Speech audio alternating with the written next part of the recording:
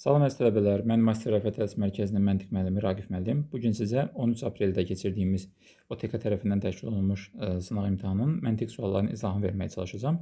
Vaxt itirmədən başlayaq elə birinci sualdan, yəni daha dəqiq desək 47-ci sualdan. Bu tip suallardan artıq çox görmüsünüz. Bilirsiniz, burada hər bir hərf müxtəlif bir natural ədəd ifadə edir. Yuxarıda şərtdə bizə bunu bildirib onsuz.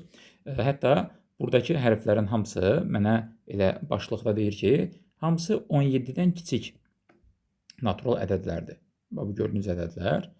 Və bunların içərisində tək ədəd olmayanlar, 7-yə bölünməyənlər, nə bilim, kvadratik olmayanlar filan hamısını göstərib. Bu məlumatlarla biz də o hərflərin hər birinin hansı ədədləri ifadə edildiyini tapmağa çalışırıq. Əslində bu tip suallarda ən birinci sizin xoşunuza gəlməyən çaşdırıcı sözlər varsa, cümlələr varsa, birinci onu dəyişməyə tövsiyə edirəm sizə. Məsəl üçün, bax elə birinci punktda yazır ki, tək ədəd olmayanlar. Tək ədəd olmayan nə deməkdir? Yəni cüt ədəd olanlar. Ona görə də yəni bunu belə yazaq. Bunların hamısı cüt ədədlərdir. Və burada olmayan hərflər deməli ki, tək ədədlərdir. Sırf yəni onların içərisində cüt olanları qeyd edib bizə. Yerdə qalanları təkdir. 7-yə bölünmür bunlar, göstərilənlər. Bunlardan başqa digərləri deməli 7-yə bölünür. Natural ədədin kvadratı olmayanlar. Yəni bunlar kvadratik olmayanlardır. Yerdə qalan, burada olmayan hərflər deməli ki, kvadratik ədədlərdir hamısı. Bir əlavə də 5-ə qalıqsız bölünənlər. Bu üçü elə bir ədəddir ki, üstünə 1 gələndə 5-ə qalıqsız bölünür. Aha, 17-dən kiçik 5-ə qalıqsız bölünən ədədlərimiz hansılardır onsuz? 5, 10 və 15-dir. Onda belə çıxır ki, bu gördüyünüz 3 dənə hərf, onda biri 4-dür, biri 9-dur. Biri də 14-dür. Üzərinə 1 gələndə, deməli, gəlin elə bax bunu içəridə rahat yazaq. Yəni, bu 3 dənə ədəd 4, bu üçü 4, 9 və 14-dür. Üzərinə 1 gələndə 5-ə qalıqsız bölünənlər. Yəni, bu D, Ə və L hərfləri bu ədədlərdən birini ifadə edir artıq. Bir rəqəmli olmayanlar. Məsəl üçün, bu. Bir rəqəmli olmayan nə deməkdir? Yəni, 2 rəqəmlilər. Bunlar 2 rəqəmlilərdir. Bunlardan savayı digərləri hamısı bir rəqəmlidir. Sırf bir dənə bunlar biri 10-dur, biri 11-dir, biri 12-dir, biri 13-dür, biri 14, 15, 16-dır. Və 3-ə qalıqsız bölünməyənlər. Bunlardan başqa yerdə qalanları 3-ə tam bölünən ədədlərdir. Sırf bir dənə bunlar deyir 3-ə bölünmür. Belə. Hərflərin tanış olduq, indi gedək bir-bir suallara. Yazır ki, məsələn, dövlət sözündəki hərflərə uyğun ədədlərin cəmini tapın. Başlayaq onda uşaqlar. Məsələn, D cüt ədəddir. D 7-yə bölünməyənlərin içində yoxdur. Aha, deməli D cüt ədəddir və 7-yə bölünür. D cüt ədəd olub 7-yə də bölünürsə, onda bu D göstərilən bu ədədlərdən hansıdır? Üzərinə 1 gələndə də 5-ə qalıqsız bölünən, təbii ki, 14-dür. Cüt ədəd olub 7-yə tam bölünən ancaq və ancaq 14 ola bilər. Sonra gedək Ö-yə. Ö cüt ədədlərin içində yoxdur uşaqlar. Deməli, belə çıxır ki, Ö tək ədəddir. Amma o da 7-yə bölünməyənlərin içində yoxdur. Deməli, belə çıxır ki, 7-yə bölünən bir tək ədəddir. Təbii ki, 17-dən kiçik 7-yə tam bölünən ancaq 7-nin 14 idi onsuz. Ö də 7-dir. Getdik V-yə. V deməli, cüt ədədlərin içində yoxdur. Deməli, V də tək rəqəmdir. Qıraqda qeyd edək özümüz üçün. V tək ədəddir. 2 rəqəmlərin içində yoxdur. Onda bu V bir rəqəmli bir ədəddir. Aha, bir rəqəmli bir tək ədəddir. V 3-ə bölünmür. Bir rəqəmli tək ədəd olub 3-ə bölünmür. Və V kvadratik olmayanların da içində yoxdur uşaqlar. Deməli, o kvadratik bir ədəddir, olmayanların içində yoxdursa. Kvadratik ədəddir, bir rəqəmli ədəddir və tək ədəddir. Bu zaman o V ya 1 ola bilər, kvadratik ədəd kimi, tək ədəd kimi, ya da 9 ola bilər. 9 ola bilməz artıq, çünki 9 Ə və L-dan biridir. Yəni, üzərinə 1 gələndə 5-ə qalıqsız bölünərdir onda bu V. Və üzərinə 1 gələndə 5-ə qalıqsız bölünənlərin içində yoxdursa, deməli, bu V-nin ala biləcəyi qiymət yalnız və yalnız 1-dir. L əslində elə burada var. L artıq D əgər 14 idisə, ya 4-dür, ya 9-dur. Və bizə də deyir ki, L cüt ədədlərin içində yoxdur. Onda belə çıxır ki, L tək ədəddir. Üzərinə 1 gələndə də 5-ə bölünürsə, o təbii ki 9-dur. Yəqin ki, kvadratik olmayanların içində yoxdur. Bəli, çünki kvadratik ədəddir o. Görürsünüz və burada da L yox idi. Ə hərfinə gedək. Ə hərfi, o da təbii ki, nə qaldı onda Ə-yə? O da buradadır da. Yəni, üzərinə 1 gələndə 5-ə qalıqsız bölünənlərin içindədir. Əgər D14 L də 9 oldusa, deməli Ə də 4-dür. Çünki cüt ədəddir. Üzərinə 1 gələndə də 5-ə qalıqsız bölünən bir ədəddir. Təbii ki, o 4 olmalıdır. Və qaldı bir də T hərfi. T hərfi hanı? T də yenə cüt ədəddir. 7-yə təbii ki, bölünmür. Çünki 7-yə bölünən cəmi 2 ədəd var, D və Ö. Tapmışıq onları. Bundan əlavə T hərfi kvadratik ədəddir. Çünki kvadratik olmayanların içində yoxdur. T kvadratik bir ədəddir və cüt ədəddir. Bu zaman o nə ola bilər? Ya 4, ya da 16 və T 2 rəqəmlidirsə əgər, deməli 16-dır. Məsələn, bunların da hamısını toplasaq, 14, 7, 21, 22, 31, o da 20, 51 olacaq. Yəni, cəmi eləyəcək 51 A bəndi. Belə, indi bax, davam edək, gedək digər suallara. Əslində, yenə deyirəm, burada biraz ilk başda çox vaxt alır. Çünki sonra, üzr istəyirəm, burada 2 rəqəmli sözünü də sildim, eyb yox, təzən yazaram onu.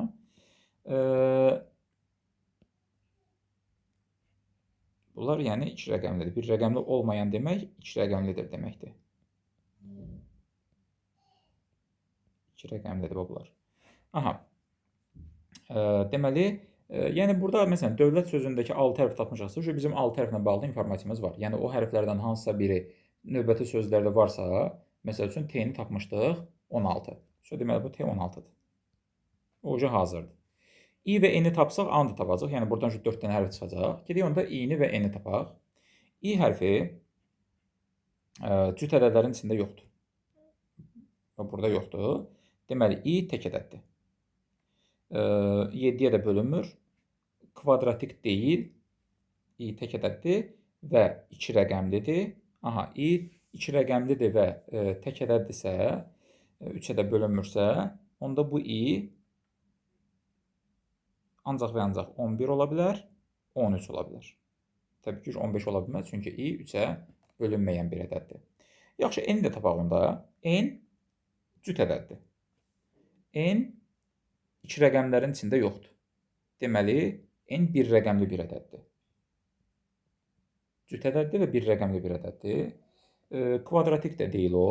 Cüt ədəd, 1 rəqəmli ədəd, kvadratik deyilsə, qaldı oradan 2, 6, 8. 3-ə bölünməyənlərin də içində varsa, yəni 3-ə bölünmürsə, qalır onda bunu ancaq 2 ilə 8. Aha, deməli, I 11 və ya 13 ola bilər, N-də 2 və ya 8. İndi uşaqlar, bizə deyir ki, I ilə A-nın cəmi, I ilə N-in cəmi A-ya bərabərdir. Təbii ki, onda biz burada N-ə artıq 8 deyə bilmərik. Çünki 8-in üzərinə istəyir 11 gəl, istəyir 13 gəl, bütün hallarda 17-ni aşacaq. Axı, buradakı hərflərin hamısı A-da daxil 17-dən kiçik olmalıdır. Ona görə də N 2 olmalıdır. I isə ya 11-dir, ya 13.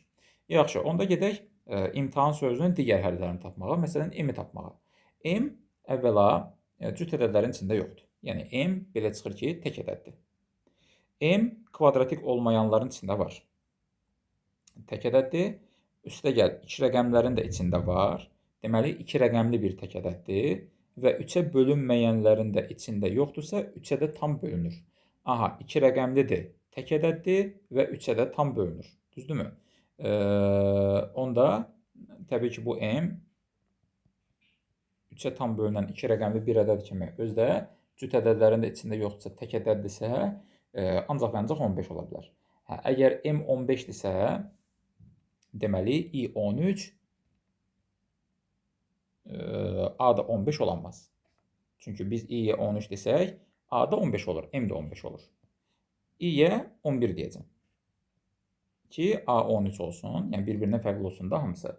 Gətir aşağıda yazaq. I olacaq 11, N olacaq 2, A-lar da olacaq 13. Çünki M də 15-dir. Qaldı bir dənə H. Gedək H-ı tapaq.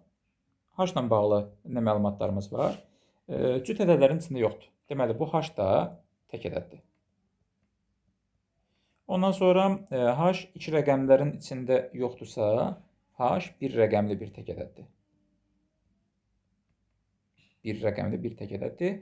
Kvadrativ olmayanların içində var və 3-ə də tam bölünür, çünki bölünməyənlərin içində yoxdur. 3-ə tam bölünən bir rəqəmli tək ədəd ya 3-dür ya 9. 9 da L olduğuna görə bayaq dövlət sözündə də tapmışdıq. Onda H-a qalır 3. H olacaq deməli 3. İndi bunları toplayaq. 11, 15, ondan sonra 16, 13, 3, 13 və 2. 26, bu da 16, 42, 55, 58, 71, 73 olacaq. Yəni A bəndi. Davam eləyək. Deməli, növbəti 49-cu sualda bizə deyir ki, I A-dan böyük olarsa. I bilirəm ki, ya 11, ya 13 ola bilərdi. A da 2 rəqəmli bir tək ədəddirsə və I A-dan böyüksə, I böyüksə A-dan, I ya 11 deyənmərəm, çünki A 10 olacaq.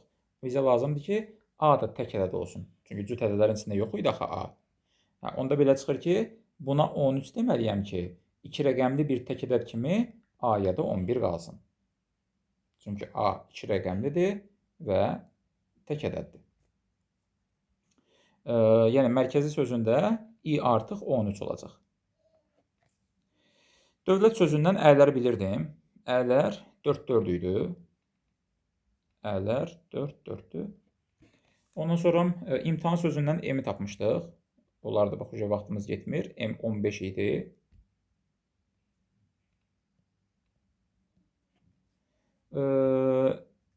Qaldı buradan R, K və Z-i tapmaq.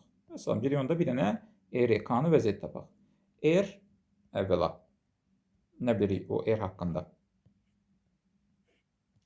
R cüt ədəddir.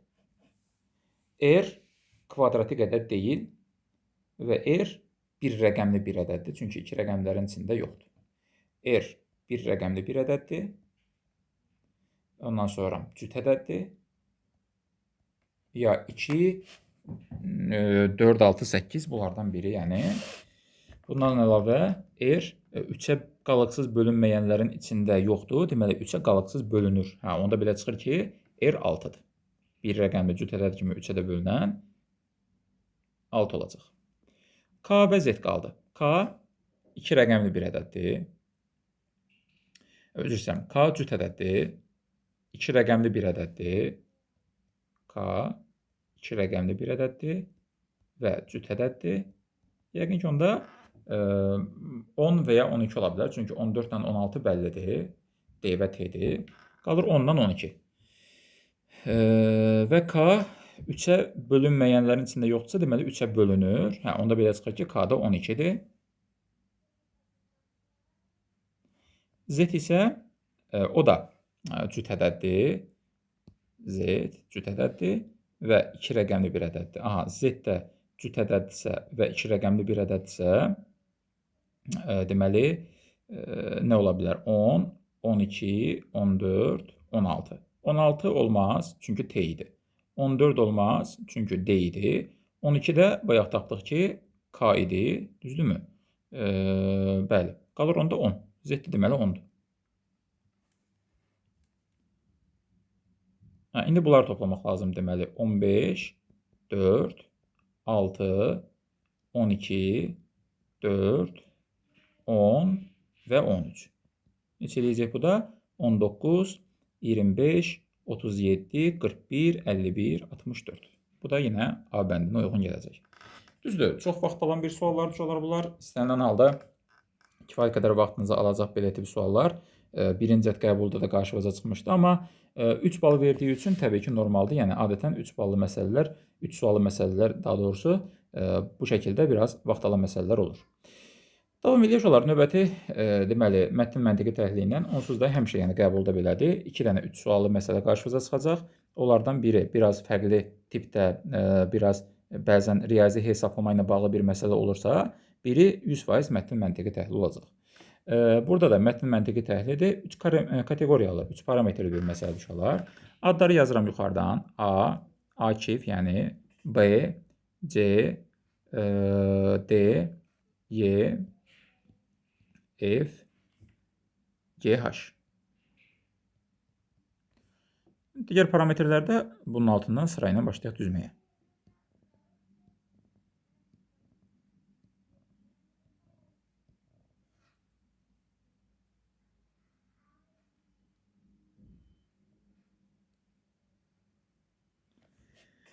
Deməli, nə var orada?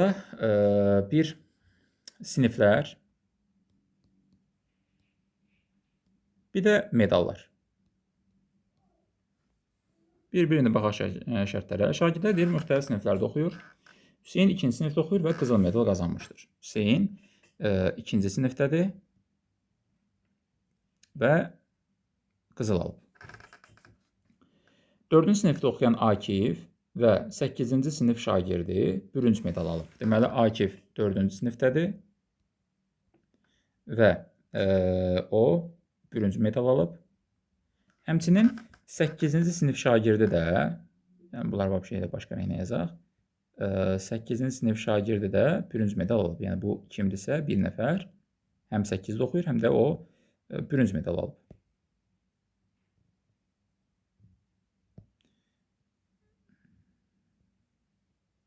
Belə. Aha, sonra 9-cu sinifdə oxuyan Babək və 5-ci sinif şagirdi qızıl medal qazanmışdır. Deməli, Babək 9-cu sinifdə oxuyur. O qızıl medal alıb. Həmçinin 5-ci sinif şagirdi də kimdirsə, o da qızıl medal alıb.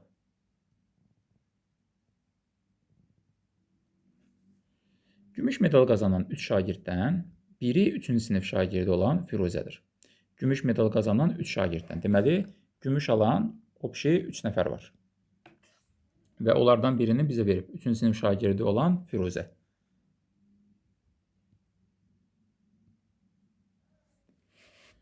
Günay bürünc medal qazanmışdır. Günayda da bürünc medaldır. Bəs digərlərinin sayları haqqında bizə bir şey veribmi? Baxaq görək. İşte qızıl, gümüş, bürünc medallar qazanıblar. Sadəcə ümumi ad verib. Yox, heç birinin sayı yoxdur. Yaxşı, onda buradan nəsə bir şey demək olarmı? Əslində olmaz. Yəni, heç bir şey deyə bilmərik buradan. Çünki SDY haqqında heç bir məlumatımız yoxdur. Bir dənə Günayın bürünc olduğunu bilirik və gümüşdən də 3 dənə olduğunu bilirik. Əgər gümüşdən 3 dənədirsə, biri Firuzədədirsə, bunun qalıb yerdə 2 dənəsi. Biz əlavə 2 dənə də gümüş yazmalıyıq arası. Amma indi əlavə 2 dənə də gümüş yazmalıyıqsa, fikir verin. Məsəl üçün 2 dənə gümüş yazmalıyıqsa bu formada, bizim çöldə 2 dənə də belə bir şərtimiz var axı. Bir dənə bürünc və bir dənə qızıl var. Bu zaman cəmi bir dənə boş yer qalır. Yəqin ki, onların da birində o 5-ci sinif şagirdinin qızıl medalı dayanacaq. Və istənilən halda bu bürünc medal olacaq 8-ci sinif şagirdi, yəni G. Fikir verin orada. Bir daha deyirəm. Bax, 4 nəfərdən, yerdə qalan 4 nəfərdən bilirəm ki, ikisində gümüşdür. Əgər hansısa ikisi gümüş alıbsa, deməli, yerdə qalan ikisi də bu çöldəki şərtlərə uyğundur. Birində bürünc, birində də qızıl qalır. Çünki bu 2 dənə yerdə şərt ki var. Onlar bu S, D, Y və G-dən hansısa ikisinə aiddir axı. Və bürünc medal bilirəm ki, G-dədirsə, deməli, o bürünc 8-ci sinif 100% G-yə aiddir və bu aiddir G-yə. Yerdə qalan 2 dənə gümüş və bir dənə qızıl aid düşür SDY-yə. Siniflərdən nə qalıb yerdə? Ümumiyyətlə, hansı siniflər var idi orada? 2, 3, 4, 5, 6, 7, 8, 9, düzdürmü? Və biz buradan 2-ni yazmışıq, 3-ü yazmışıq, 4-ü yazmışıq. 5 qalıb, 5 bilirəm ki, qızıldır. Bundan əlavə 6-cı sinif gümüş olmalıdır və bir də 7-ci sinif gümüş olmalıdır. Bir də bax, belə bir şərtlərimiz qalıb orada. 6-cı və 7-ci sinifləri də avtomatik bu 2 dənə yerdə gümüşlər qaldı. 5-ci sinifdə də qızıldır bilirəm ki. Qalan hamısı 8-ci, 9-cu siniflər hamısı tapılıb. Maksimumda 9-a qədər sinif var da, bəli. Tapılan ancaq bunlar düşələr. İndi bizə nə deyir? Əgər qızların hər biri fərqli medal qazanarsa, Cavid və Eldarın təhsil aldıqları sinif nömrələrin cəmini müəyyən edin. Əgər qızların hər biri fərqli medal qazanarsa, orada qızlar kim idi? Bir dənə baxaq görək. Qızlar deməli Dilbər, Firuzə, yəni D, F və G, Günay. Fərqli medallar alıblarsa, Firuzə ilə Günay gümüşlə bürünzüsə, onda Dilbərə qızıl qalacaq. Bu zaman o qızıl və 5-ci sinif qalacaq Dilbərə, bu 6-cı sinif gümüş və 7-ci sinif gümüşlər qalacaq C və Y-yə. Bizdən də onlar soruşur. C və Y-ni, yəni Cavid və Eldarın təhsil aldığı siniflərin nömrələri cəmini istəyir bizdən. 6 ilə 7-nin cəmi, yəni 13 olacaq. Dərhal təbii ki, digər suala gələndə bu şərtləri silirik, çünki məsələnin şərtinə əsasən bunlar naməlum qalmışdı. Nə deyir növbəti şərtdə bizə? Deyir ki, aşağıdakılardan hansının ehtimalı daha çoxdur? Bürünc medal qazanan şagirdlərin siniflərinin nömrələri cəmi cüt olması. Bürünc medal qazanan şagirdlərin, bürünc medalı kimlər qazanmışdı? A və G qazanıb da. Onların da nömrələri cəmi 4 üstəgəl 8, 12-dir. Nömrələri cəminin cüt olması. Bunun ehtimalı 1-dir, çünki ancaq elə bu hal olur. Yəni, bürünc medal qazanan onsuz da orada yalnız və yalnız A ilə G ola bilər və onların da cəmi cütdür. Yəqin ki, daha çoxdur deyirsə də bu olacaq. Cavidin sinifin nömrəsinin sadə ədəd olması. Cavidin sinif nömrəsi deməli ya 6-dır, ya 7-dir, ya 5-dir. Sadə ədəd olması 3-də 2-dir. Yəni 3 mümkün haldan ikisini ödəyir o.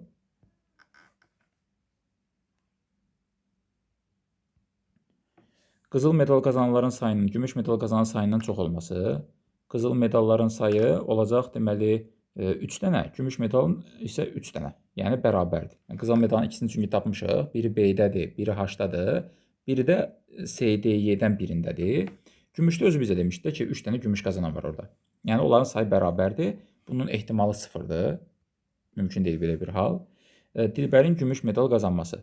Dilbərin gümüş medal qazanması 3 mümkün halın ikisini ödəyir. Yəni onda ya qızıldır, ya bu iki gümüşdən biridir. Yəni bu da 3-də 2-dir. Və qızların siniflərinin nömrələri cəminin tək olması. Qızların siniflərinin nömrələri cəminin tək olması. Burada da qızlar kim idi? D, F və G. F ilə G-nin cəmi onsuz da 11-dir. 11-dir. 11-in üstünə mən ya 6 gələ bilərəm, daha doğrusu 5 gələ bilərəm, ya 6 gələ bilərəm. Dilbər, Firuzə və Günayın nömrələri cəmi. 3 ilə 8-in cəmi onsuz da uşaqlar 11 olub, fikir verirsə. Bir dənə qalır orada, indi Dilbərə ya 5-ci sinifdir, ya 6-cı sinifdir, ya da 7-ci sinifdir. Yəni 16 ola bilər bu cəm, 17 ola bilər bu cəm, bir də 18 ola bilər bu cəm. İndi bizdən nə istəyirdi? Nömrələrin tək olması. Tək olması 3-dən bir dənəsini də ödəyir. Yəni 3 mümkün halın birində, bu da 3-də 1-dir. Deməli, hansının ehtimalı daha çoxdur? Təbii ki, A bəndi bürünc medal qazanan şagirdlərin siniflər nömrələri cəminin cüt olması. Çünki o bütün hallarda cütdür. Cəmi 2 nəfər bürünc var orada. Biri 8-ci sinifdə oxuyur, biri 4-cü sinifdə həmişə cəm cüt verir. Əgər Cavidin gümüş medal almadığı məlum olarsa, əgər Cavid gümüş almayıbsa, onda 2 gümüş və 1 qızıldan qalır ona qızıl. Yəni o 5-ci sinifdə oxuyur. Yerdə qalan bu 2 dənə gümüş də D ilə Y-yə. Yəni biri 6-cı sinifdədir, biri 7-ci sinifdədir. Təbii ki, indi hansı 6-da, hansı 7-də bunu deyə bilmərəm. İndi nə deyir bizə burada? Qızıl medal alan şagirdlər kimlərdir? Aha, qızıl medal alan şagirdlər bu zaman kimlər olur? B, C və H olur.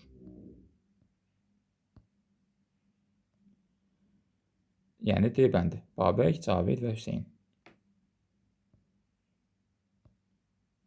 Üzrsən, Cavidin gümüş medal almadığı deyir də, düzdür onda. Belə, davam edir uşaqlar, növbəti 53-cü sualdan. Bizə deyir ki, bu ABCD natural ədədlərdir və onlar arasında belə bir asıllıq var. Deyir ki, A üstəgəl B 8-dir. Cəmi 8 eləyən hansı ədədləri tanıyır uşaqlar?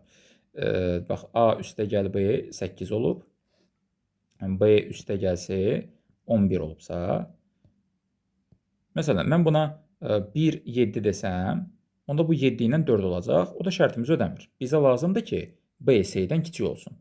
Onda B-nin S-dən kiçik olması üçün 2, 6 da deyə bilməyəcəm. Çünki onda C 5 olacaq. 3, 5 deməliyəm ki, bu 5 ilə 6 olsun. Yəni, bu zaman A B-dən kiçikdir, fikir verirsə B də S-dən kiçikdir. Eyni zamanda bizə nə deyirdi orada? S ilə də D-nin cəmi 16-dır axı. S əgər 6-dırsa, D də 10-dur. Ki, bu da, daha doğrusu üzr istəyirəm, 15-dir burada. Səhv gördüm. Onda D də 9-dur. Yenə də onsuz, deməli, şərtimizi ödəyir. Yəni, A B-dən kiçik olur, B S-dən, C də D-dən. İndi 4-ün hasını soruşur bizdən. 3-ü 5-ə vuranda 15, 6-ya vuranda 90, 90-ı da 9-a vuranda 810 olar yəqin ki, C bəndi. Növbəti 54-cü sual. Anaqramların yeni bir versiyası uşaqlar 54-cü sual. Bizə deyir ki, burada 5 sözdən ikisinin hərflərini birləşdirərək yeni bir söz yaratmaq lazımdır. Amma uşaqlar, o iki sözün hərflərini birləşdirəndə heç bir hərfi itkiyə vermək olmaz. Məsəl üçün, sən bərk və afət sözlərini birləşdirəndə bunun da 4 dənə hərfi var, bunun da 4 dənə hərfi var. Yəni, onları birləşdirəndə sonda 8 hərfli bir söz almalısınız. Aydın oldu mu? Heç bir hərf itkiyə getməməlidir. Və bu tip misalların ümumiyyətlə belə xüsusi bir qaydası yoxdur uşaqlar. Yəni, çox çətin olur bu tip suallar. Amma qismən burada variantlardan kömək almaq olur. Məsəl üçün, yazır 2 ilə 5. 2 ilə 5-i birləşdirib hərflərinə bax. Hətta qıraqda lap özün üçün yaz. A, F, Ə, T, S, Ü və D-dan görün burada məsələn hansı söz ala bilərsiniz. Məsəl üçün 1-3 deyir. Bərk və afət sözlərini. Biraz da təbii ki, anaqramlarda bizə kömək edir samit hərflər. Həmişə sözü yaratmaqda samit hərflərdən daha çox istifadə etmək lazımdır. Məsələn, 1 ilə 3 olsa, bax gör B-dan, F-dan, R-dan birləşdirib hansı bir söz ala bilərsən? Heç cürə ağlıma heç nə gəlmirsə, məsələn, 3 ilə 5-ə bax. Deyək ki, zənglə südə, gör Z, C, S-dan filan nəsə bir söz yaratmaq olurmu? Əslində 3 ilə 5 çox çətin olar. Çünki zəng və südü birləşdirəndə 7 hərfli bir söz olur və o 7 hərfli sözdə cəmi 2 dənə sait olur. 2 saitdən 7 hərfli bir söz yaratmaq çox çətindir. Onsuz da çox keçməyəcək ki, yəni ağla görəsən heç nə gəlmir. Və yaxud da 1 ilə 4 deyir uşaqlar. O da həmçinin C variantında. Yəni 4 dənə hərf bundadır, 4 dənə hərf bundadır. 8 dənə hərf var, cəmi 2 dənə sait var. 8 hərfli bir sözdə cəmi 2 dənə sait bu çox nadir bir sözlərdə olur da. Yəni əgər bunlardan olsaydı, cavabın 1-4 olsaydı, əmin olun ki, o dəqiqə ağlınıza gələrdi. Çünki belə çox söz yoxdur axı dilimizdə 8 hərfli cəmi 2 dənə saitin olduğu. Həm də B, K, D, S-nın iştirak etdiyi. Burada uzatmıram da çox 2 ilə 5 idi elə afət və südün elə hərflərindən təsadüf sözü yaranır uşaqlar. Təsadüf sözü. S, Ü və D yerdə qalanda A, F, Ə və T bu formada. 55-ci sualda şifrələr bölməsinə aiddir. Bilirsiniz, bu tip suallarda da sadəcə hər bir söz qarşısındakı ədədə hər bir hərfdə oradakı rəqəmə uyğun olur. Və elə birinci hərflərə baxanda, məsələn, 2 dənə Z-dən başlayan var orada. 2 dənə də 8-dən başlayan var. Deməli, Z-lərin hər biri 8-dir. Ondan sonra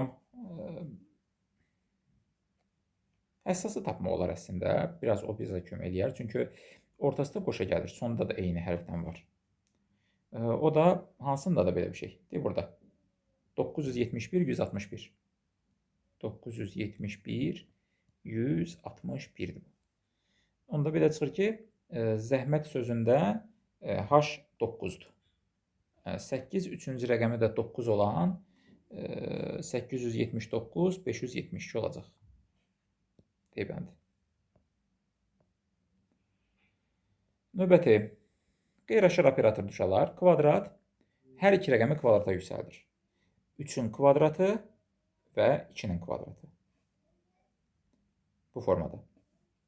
Üçbucaq isə rəqəmləri cəmin 2-yə vurur. Məsələn, əvvəlcə kvadrat hər ikisinin kvadratı yüksəldir. Mötərizənin içi olacaq 16 və 1, yəni 161. 3 sonra bunun rəqəmlərini toplayıb 2-yə vuracaq. 2 vurulsun. 1 üstəgəl 6 üstəgəl 1. Həqiqətən mənə 16 verirdi o. İndi 3 mötərizənin içində bunun kvadratı və bunun kvadratı, yəni 25 və 9. Sonda da 3 bunun rəqəmlərini toplayıb 2-yə vursa, 2 üstəgəl 5 üstəgəl 9. Bu da bizə nə verəcək? 32. Deyiləndi. Daha doğrusu, 7 o da 9, 16 eləyir də. 2-yə vuranda da 32 olacaq.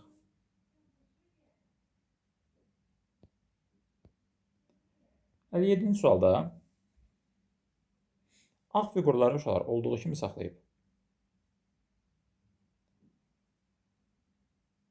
Daha doğrusu üzr istəyirəm. Qara fiqurları olduğu kimi saxlayıb. Ağ fiqurların kvadratını yazıb. Məsəl üçün, bu 4-dür. Burada 3-ün kvadratı və 6-nın kvadratı. Yəni 49, 36 bu şəkildə yaranır. 25 və 16. Qara fiqurun isə özü, yəni 6. Eyni qaydada qara fiqurların özü, ağ fiqurun kvadratı. İndi aşağıda da ağ fiqurların kvadratıdırsa, qara fiqurun da özüdürsə, 16, 6, 9. B bəndi olacaq. Növbəti 58-ci sual riyazi bir məsələdir uşaqlar. Deyir ki, 72 yaşı olan Əli babanın qız övladlarının sayı oğlan övladlarının sayına bərabərdir.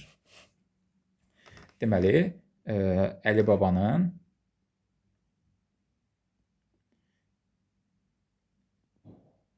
qız övladları və oğlan övladları. X nəfər qız övladı varsa, X nəfər də oğlan övladı var. Onun hər bir qız övladının 2, hər bir oğlan övladının da 3 nəvəsi var. Oğlan övladından da 3 nəvəsi var. Deməli, hər bir qızdan 2 nəvəsi varsa, X nəfər qızdan 2X dənə, hər bir oğlandan da 3 nəvəsi varsa, X nəfər oğlandan 3X nəvəsi olacaq. Bu nəvələrdir. Bu isə övladlardır.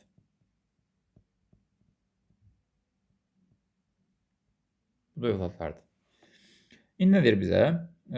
Övladların yaşlarının ədədi ortası 40. Övladların, bunların ədədi ortası 40-dır. Yəni, yaşlar cəmini sayına böləndə, общий 2x-ə böləndə 40 olub. Deməli, belə çıxır ki, övladların yaşları cəmi 80x-dir. Sonra, nəvələrin yaşlarının ədədi ortası isə ona bərabərdir. Bu, nəvələrin də yaşlarının ədədi ortası, yəni cəmini saylarına böləndə, общий 5x-ə böləndə 10-dur. Onda belə çıxır ki, nəvələrin də toplam yaşı 50x-dir. Əli babanın özünün, övladlarının və nəvələrinin yaşlarının ədədi ortasının da 21 olduğunu nəzərə alaraq, onun cəmi neçə nəvəsi olduğunu tapın. Deməli, Əli babanın özünün 72 yaş var idi. Düzdürmü? Üstə gəl, общий 80x övladlarının yaşı,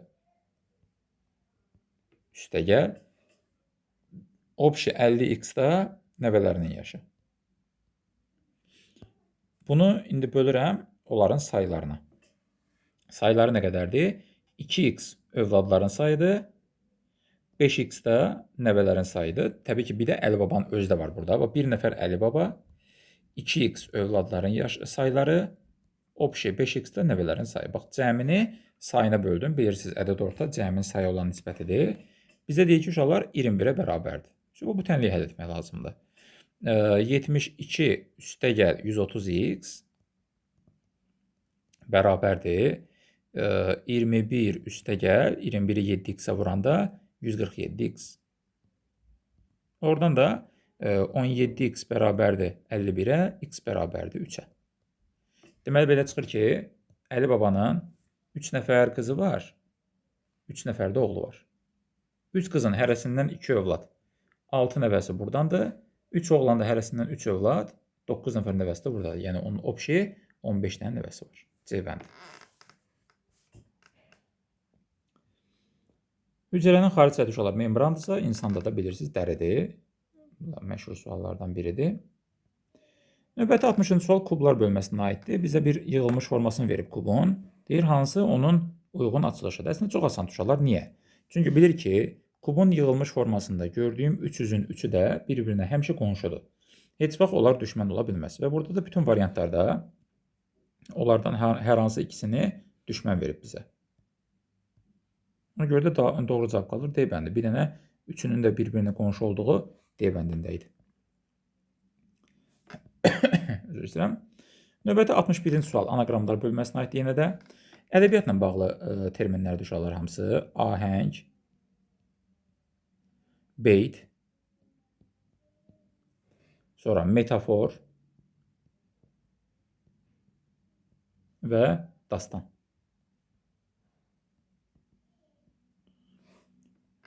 Burada metafor alma gəldi. Bilmirəm də başqa şey çıxarmı yoxsa yox, amma istənilən halda Y bəndinin fərqli olduğunu yəqin ki görmüsünüz. Tənlik sözdür bu. Bu riyaziyyata aiddir. Növbəti bu 61 idi. 62-ci sualda. Fiqur ardıcıllıqları bölməsinə aid uşaqlar və dairənin hərəkəti bir-bir artır. Əvvəl 1 addım hərəkət edib. Daha sonra 1-2 addım hərəkət edib. 1-2-3 addım hərəkət elədi. İndi 1-2-3-4 addım hərəkət eləməlidir. Sağda görməliyik biz onu. Bu da nə A-da ödəmir, nə də B-də ödəmir. Və indi qara dairələrində hərəkətini bu formada izləmək lazımdır. Gəlin bunu silək. O xırda qara dairələrin hərəkətinə baxaq. Məsələn, çöldəki 1-2 addım. Ondan sonra 1-2 addım. 1-2 addım və 1-2 addım aşağı küncdə görsənməlidir. C də oradadır, D də orada deyil. Və mərkəzdəki qara dairəyə baxsaq, o da deməli saatın əksinə 1-2-3. 1-2-3 addım. Və indi oradan 1-2-3 addım gəlib bura. İndi oradan da 1-2-3 addım sol aşağı küncdə, yəni C bəndindəki kimi görsənməlidir. Digərində Y-də sağa keçib. Çox xırdadır prosta, amma izləmək asandır, tapmaq olurdu. 63-cü sualda uşaqlar, gördüyünüz bu kvadratların özü də 45-45 fırlanır, üçbucaqda onların üzərində gəzir. Məsəl üçün, bax fikir verin, əvvəl üfüqi formadadır. 45 dərəcə fırlatdı, dayandı çəp. Daha sonra bunu 1.45-də fırlatdı, dayandı şaqili. Həmçinin, bax buradadır. 45 dərəcə fırlatdı, dayandı üfüqi. 1.45 dərəcədə fırlatdı, dayandı çəp. Unutmayın, əgər düz formadan çəp formaya və yaxud da çəp formadan düz formaya gəlibsə fiqur, onun tərkibində həmişə 45 dərəcə fırlama var. Şaqilidir, 45 dərəcə fırlatdı, dayandı çəp. Bunu 1.45 dərəcədə fırlatsam, indi üfüqi vəziyyətdə görməliyəm. Deməli, o kvadratlar bax belə üfüqi görsənməlidir bizə. Yəni, buradan A-nı və Y-ni atmaq olar. Bir də orada indi üçbucağın hərəkətini izləmək lazımdır ki, üçbucaqda kvadratların təpələrində bir addım gəzir.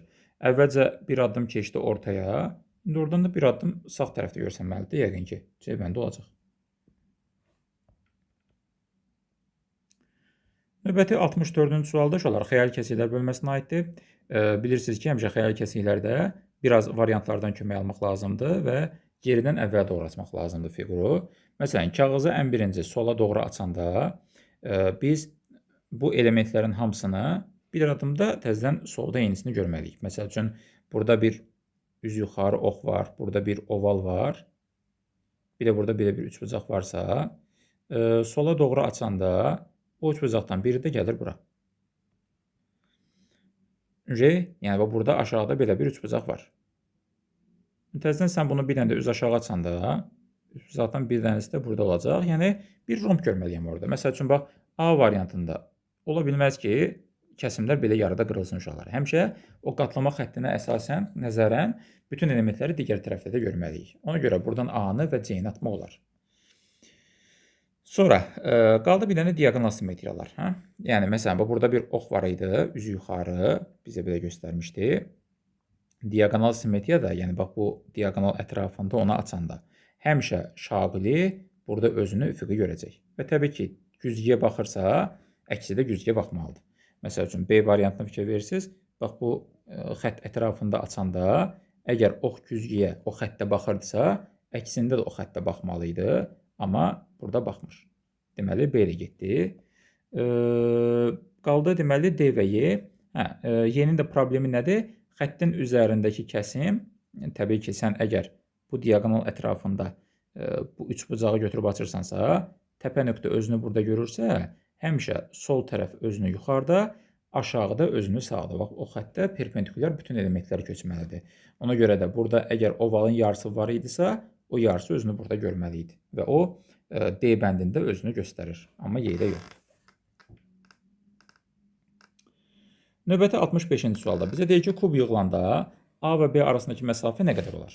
Əvvəla uşaqlar, bilirsiniz, üzləri 90-90 fırladaraq hərəkət etdirmək mümkündür.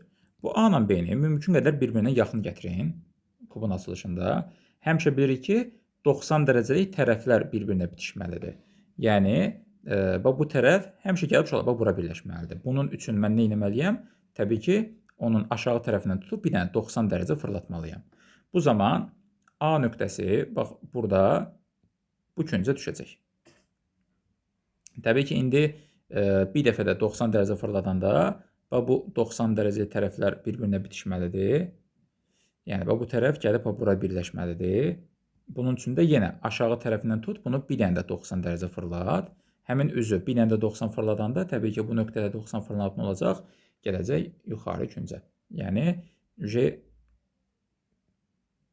o burada bizə görsənəcək həmin A. Fikir verirsiniz, indi A ilə B arasında cəmi bir til məsafə var da. Bunun da hər bir tili 1 sm idisə, deməli A ilə B-nin arasında uşaqlar 1 sm məsafə olacaq. Cavab olacaq, yəni Y bəndi. Birinci 90 fırlatdım, A gəldi, bura düşdü. Bir dəfə də 90 fırladanda A çıxdı yuxarıya. Növbəti. Yenə mətn məntiqi təhlil görürəm uşaqlar burada mən. 4 nəfər Turanə, Nərmin, Fidan və Zəhra öz aralarında şahmat və dama üzrə yarış keçirdilər. Aha, deməli 4 nəfər Turanə, Nərmin, ondan sonra Fidan və Zəhra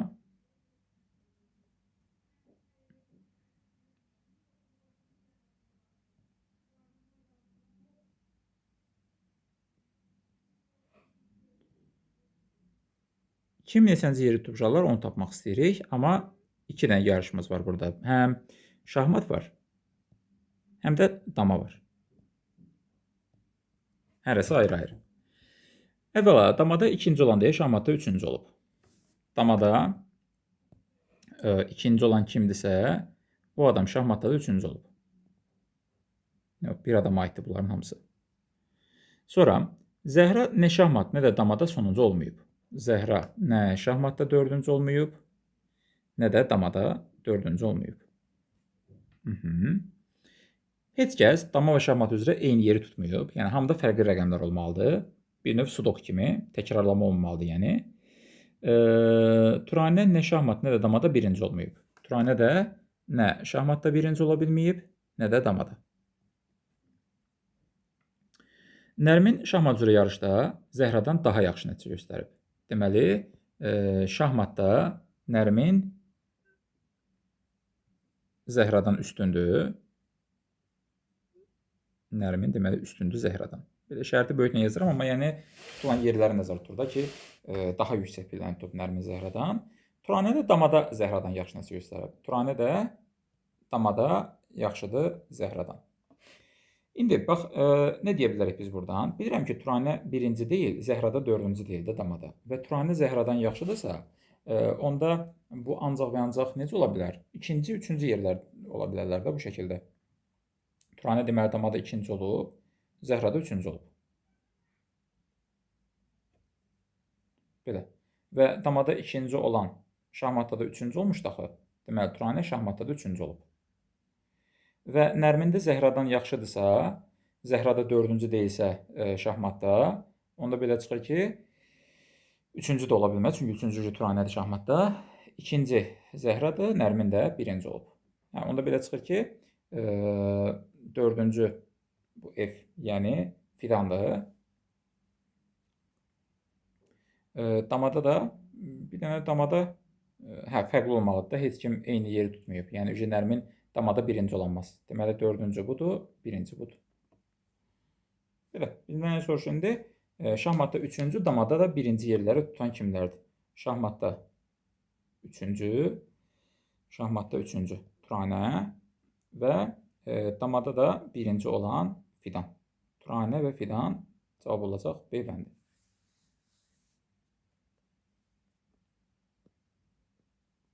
Cavab variantlarından hissələrin 4-ünü çevirmədən və heç bir istiqamətə döndərmədən birləşdirdikdə deyir, aşağıdakı fiqur alınır. Bir növ uşaqlar bizə şəkil verib, puzzle parçalarını verib. İndi onları yığmaq tələb olunur. Məsəl üçün, belə baxanda A variantı fırlatmadan, çevirmədən bunun ancaq üstündə dayana bilər ki, yerləşdirək görək A yerləşsə davamı uyğun gələcəkmi? Bu A variantımız. Ondan sonra bu onun solunda.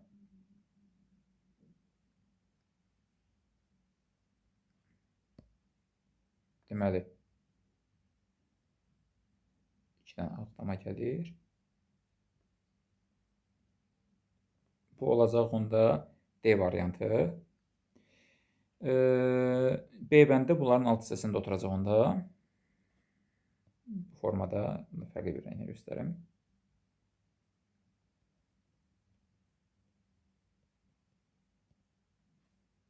Bax, bu da B variantıdır. Avtomatik solda da nə qaldı? Solda da deyəsən C variantı qaldı. Bəli. Deməli, onu belə çıxır ki, Y artıqdır. Çünki bu da C variantıdır da eynidir. Y bəndə artıq qalır. Gil duluçsunun ləvazimatıdır. Duluçsu o saxsı qablar düzəltmək üçün gildən istifadə edirsə, taxtada dülgərin.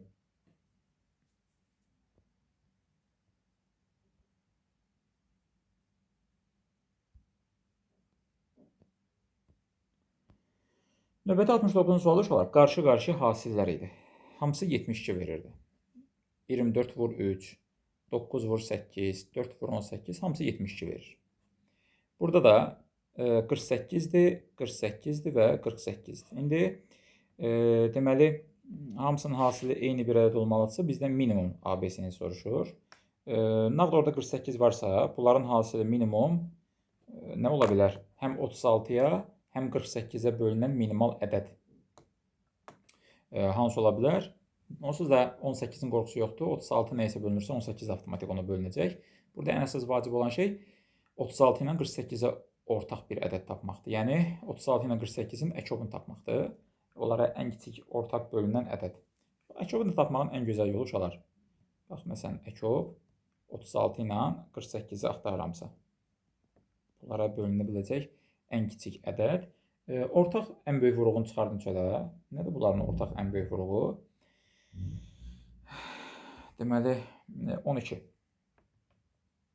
İçəridə nə qalır onda? 3 ilə 4. Gördüyünüz bu ədədlərin hamısını vurun bir-birinə. 144 olur da belə çıxır. 144 48-ə bölünəndə 3 dəfə düşür, bəli. Deməli, minimum bu hasil 144 olmalıdır. Və əgər 144 olacaqsa, C 8 olacaq. 8, 18-ə vuranda 144. Ondan sonra A 6 olacaq. 6-nı 36-ya vuranda, üzr istəyirəm, 6 nə idi? Deməli, 4 də olacaq. 4-ü 36-ya vuranda 144. B də 3 olacaq. 3-ü 48-ə vuranda 144 eləyər. 3, 4, 8, minimum 15 olmalıdır bu cəm.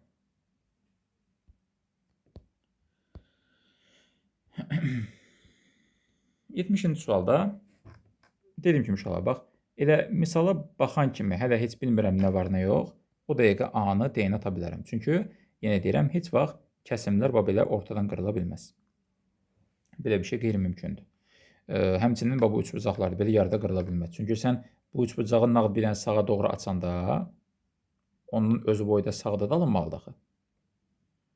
Eləcə də üz aşağı açanda, bundan biri də aşağıda alınmalıdır axı, düzdürmü?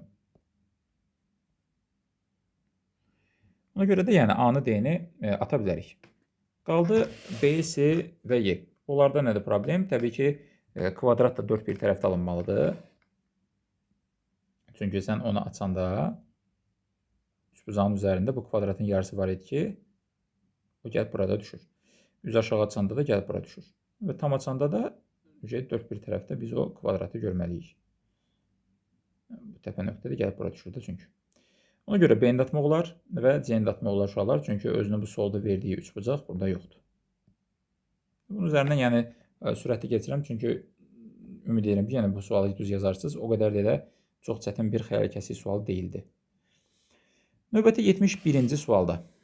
Dairəvi diaqramla bağlı belə bir məsələ verib uşaqlar bizə ki, bax deyir, bina sakinlərini 4 hissəyə bölüb. İşçilər, tələbələr, təqaüdçülər, bir də şagirdlər şəklində. Və indi orada da bir dənə dəqiq bildiyimiz şey nədir bizim? Dəqiq bildiyimiz bir 30 dərəcə, bir də 90 dərəcəlik bucaqlar var. Yəni tələbələri 30 dərəcə ilə göstərib, təqaüdçüləri də 90 dərəcə ilə göstərib. Və uşaqlar, fikir verirsinizsə, bu dairə tən ortadan bölünməyib. Yəni bax, buradan normalda tən ortadan bölsə, bu formada gedərdi də təxmini. Düzdürmü? Yəni bu tən ortadan deyilsə, deməli bu isə o şey 180-dən kiçikdir. Kör bucaqdır, yəni bu. Açıq aydın görünür. Kör bucaqdırsa 180-dən kiçikdirsə, onda belə çıxır ki, bu da 60-dan kiçikdir.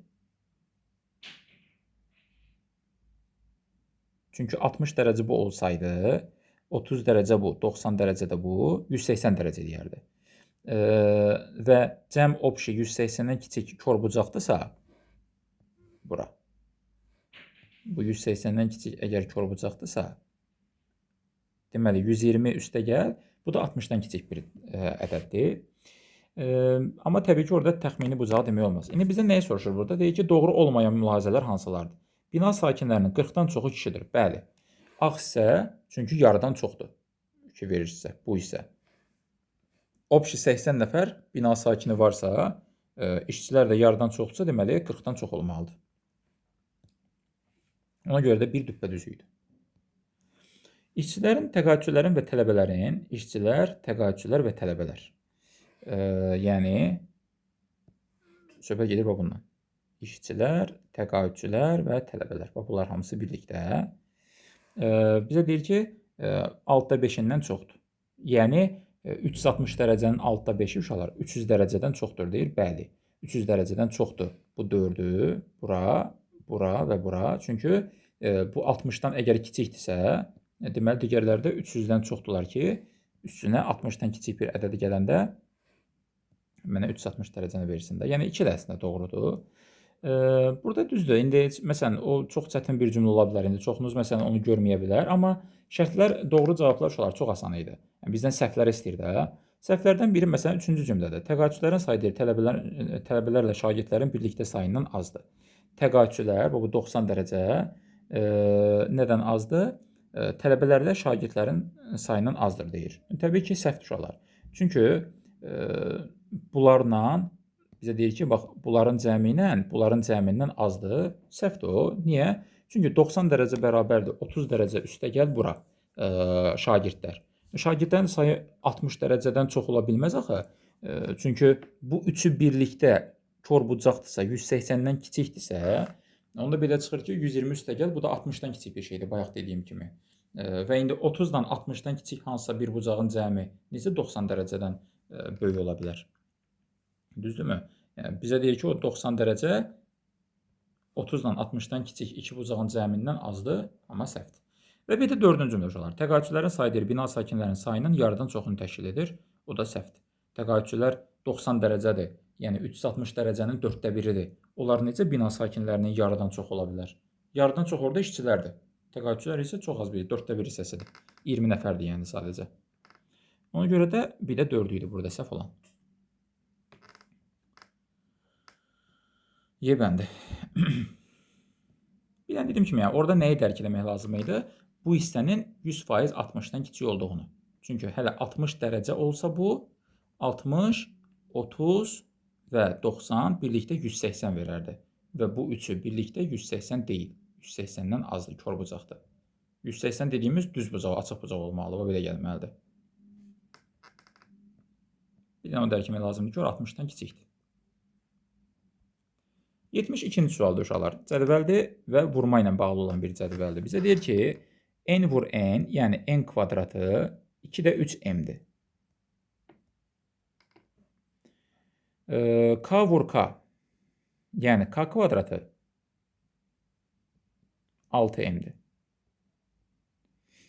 Bir də n vur k 32-dir. Əslində 32-dən çoxlarınız tutmuşsunuz bunu, 4-8 verib belə cavabı çıxartmışsınız. Amma belə də tapmaq olar ki, onda buradan bu ikisini birinci götürərək. Çünki tənlik tipli cədvəllərdə həmişə belədir uşaqlar. İkisinin cavabı hərflə, biri ədədlə verilibsə, bu zaman hərflə olanları bir qruplaşdırın həmişə. N kvadratını k kvadratına vuranda, yəni 2-də 3m-i 6m-ə vuranda. 6 ilə 2 ixtisar getsə, bu edəcək uşaqlar 9m kvadrat. N kvadrat vur k kvadrat 9m kvadratıdırsa, hər tərəfin kök alanda n vur k-nın özü də 3m-dir. Düzdürmü? Bunun hər ikisinin kök alanda. Və n vur k-da 32 daxı. Deməli onda 3m 32-dirsə, m-in özü 32 böl 3-dür. Belə bir eybəcər ədəd alına bilər, amma o sizi qorxutmasın uşaqlar. Çünki bizə n ilə k lazımdır. N kvadrat əgər 2-də 3m idisə, yəni 2-də 3 vurulsun, m-in də yerində bunu yaz, 3-də 32. Bu da nə verəcək bizə? 16, deməli n-in özü 4-dür. K kvadratda 6m-ə bərabər idi. Yəni 6 vurulsun 3-də 32. Bu da 64 edəcək. Buradan k-nın özü də 8-dir. Məsələn, biri 4, biri 8 olur, cəmi də 12-dir. Dedim ki, amma 32-dən də elə cəmi də 12-dir. Elə 32-dən də tutma olurdu ki, n ilə k-nın biri 4-dür, biri 8-dir. Gətirib qiymətləri yerinə qoyanda tapmaq olurdu. Yəni o formada daha tez tapa bilərdiniz. 73-cü sualda Fibonacci uşaqlar. 9 ilə 16 25, 16 ilə 25 41, 25 ilə 41 56 üzrəm 66, 41 ilə 66 107 falan bu şəkildə gedir. Adi ədəd ardıcıllığıdır və Fibonacci ardıcıllığı ilə gedirdi. Növbəti 74-cü sualda sahə ilə bağlı bir sual uşaqlar və burada nə demişdik biz? Həmişə rəngli hissə əgər rəngsiz hissədən çox daha böyük olarsa və yaxud da rəngli hissəni tapmaq qeyri-mümkün olarsa, bu zaman həmişə rəngsizləri tapıb ümumidən çıxmaq daha əlverişlidir. Burada da kənarlara diqqət edərsəz, hamısı adi üçbucaqlar uşaqlar. Adi üçbucaq kimi kənarlara tapıb sonra opşidən çıxsam daha rahat olar. Tərəfi 7 olan bu opşi kvadratdan, 49-dan çıxacam ağ hissələrin sahəsini. Katetləri 2-nin 3-ü olan, bu düzbucaq üçbucağı 2-ni 3-ə vur, yarıya böl, olacaq 3. Katetləri 2-nin 2-yə olan, 2-ni 2-yə vurub yarıya böləndə 2. Katetləri 3-ün 2-yə olan, bu düzbucaq üçbucağı, 3-ü 2-yə vur, yarıya böl, bu da olacaq 3. Sonra burada digərləri uşaqlar adi üçbucaq düşəyi. Adi üçbucağının sahəsində həmişə necə tapırdıq? Tərəf və bu tərəfə çəkilmiş hündürlük hasilinin yarısı. Məsəl üçün, tərəf 5-dir.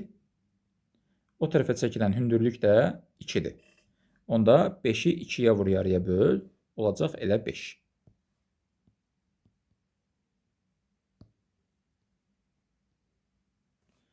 Eyni qaydada tərəf 7-dir.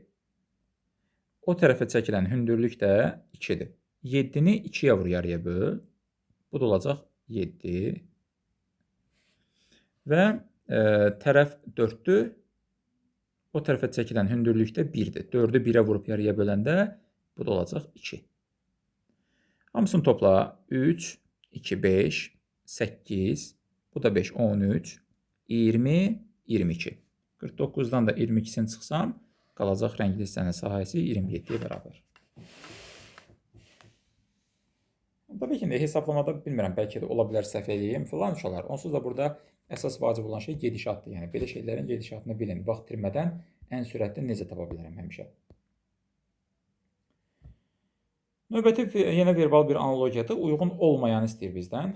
Misra və sətr eyni mənanı verir uşaqlar. Şeirin hər bir misrası, hər bir sətri. Sinonim sözlərdir yəni. Böhtan, iftira, o da sinonimdir. Gül, çiçək sinonimdir. Zərif, incə sinonimdir. Saziş, müqavilə, hündür, alçaq antonimdir. Ona görə də uyğun olmayan D bəndidir. Növbəti 76-cı sualda isə burada uşaqlar deməli bir növ sudoku kimi baxa bilərsiniz əslində. Çünki 4 istiqamətə baxan oxlar var burada. Hansı sətirdə sütunda nə çatmır, indi ona baxacaq. Məsəl üçün, bu sütuna baxanda əvvəla nə çatmır orada? Sağa baxan ox çatmır. Düzdürmü? Sola baxan ox var, yuxarı aşağı var, sağ yoxdur. Əslində deyəsən oradan cavab çıxdı. Ən sağda bir dənə C-dədir o. Çünki məsələn, bu sətrə baxanda yuxarı aşağı sağ var, orada da sol çatmır da. Ödəyir. Sonra bu sətirdə sol, sağ, yuxarı var, aşağı yox idi. Düzdürmü? Bu sütunda sağ, sol, aşağı var, yuxarı yoxdur. Və bu sətirdə də yuxarı, aşağı, sol var, sağ yoxdur. Bu qədər sadə. 77-ci sual isə uşaqlar. İçindəki üç bucaqları saat əqrəbi istiqamətində artırır. Bu formada saat əqrəbi istiqamətində bir dənə üç bucaq artırır. Amma fiqurun özünü, kvadratın özünü 90 dərəcə saat əqrəbinin əksinə fırladır. Məsəl üçün, saat əqrəbi istiqamətində, bura bir dənə üç bucaq artırdı.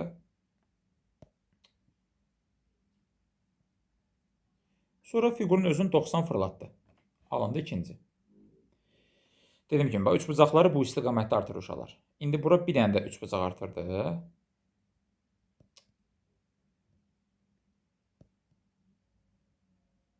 Və fiqurun özünü bir dənə 90 fırlatdı. Alındı üçüncü. Yenə bax, bu saat əqrəb istiqamətində bura bir dənə də üç bucaq atdı. Fiqurun özündə 90 fırlatdı, alındı dördüncü. İndi bu istiqamətdə mən bura bir dənə də üç bucaq atsam və fiqurun özündə 90 fırlatsam C bəndi alınacaq. Dedi ki, orada belə bir ağ hissə qalır da. Belə bir ağ hissə qalır ki, 90 fırladandan sonra o burada şaqili vəziyyətdə görsənməlidir mənə. C bəndindəki kimi.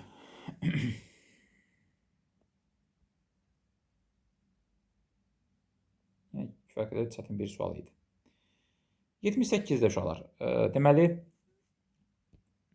4 dənə ağ dairə həm buna, həm də buna bərabərdirsə, deməli, bu 4 dənə qara dairə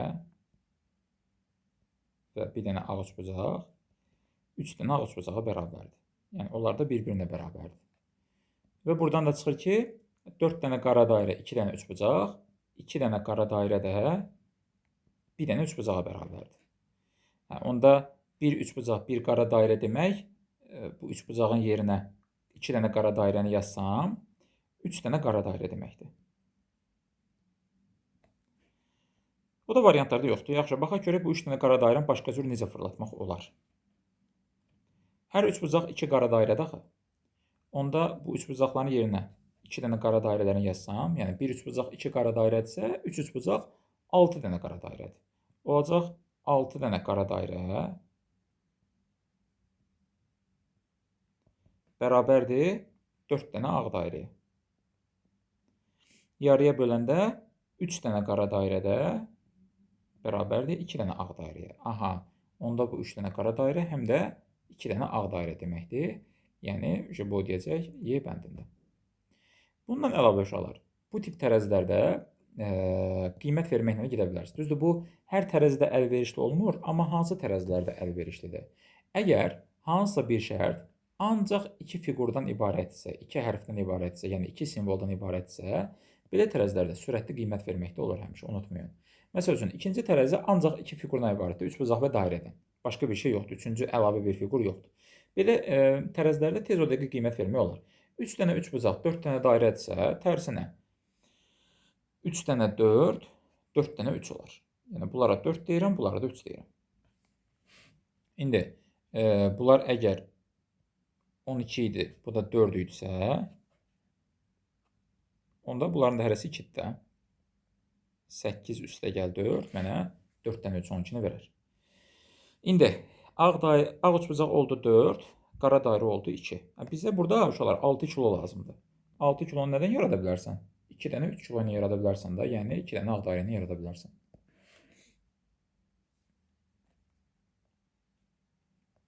Bir də qiymət verməkdə olar. 79 şifrəli əməllər bölməsinə aid uşaqlar və alt-alta vurma sualıdır. Unutmayın, alt-alta vurmada bizim həmişə 2 dənə istiqamətimiz var. Yuxarıdakı vurma, bir də aşağıdakı toplama.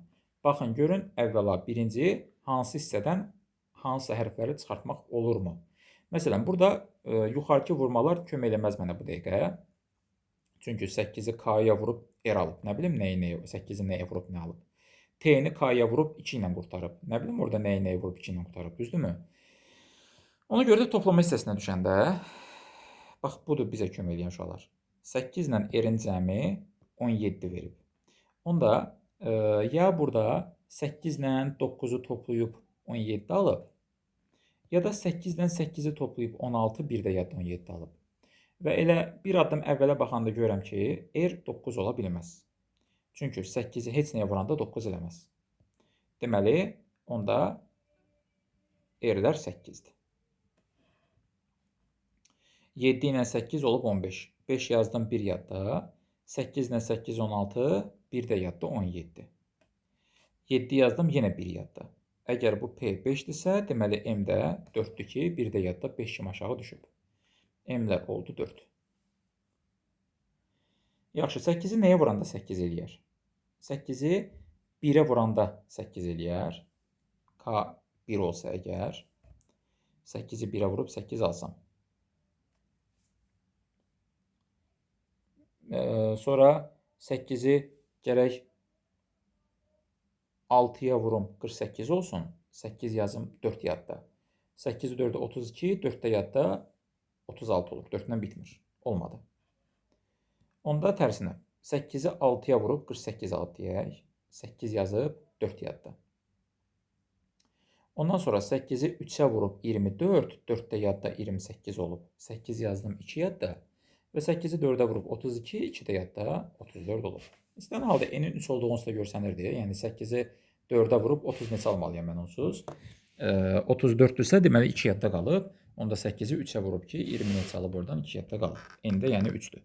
Həmçinin n3 olduğu oradan da görünürdü.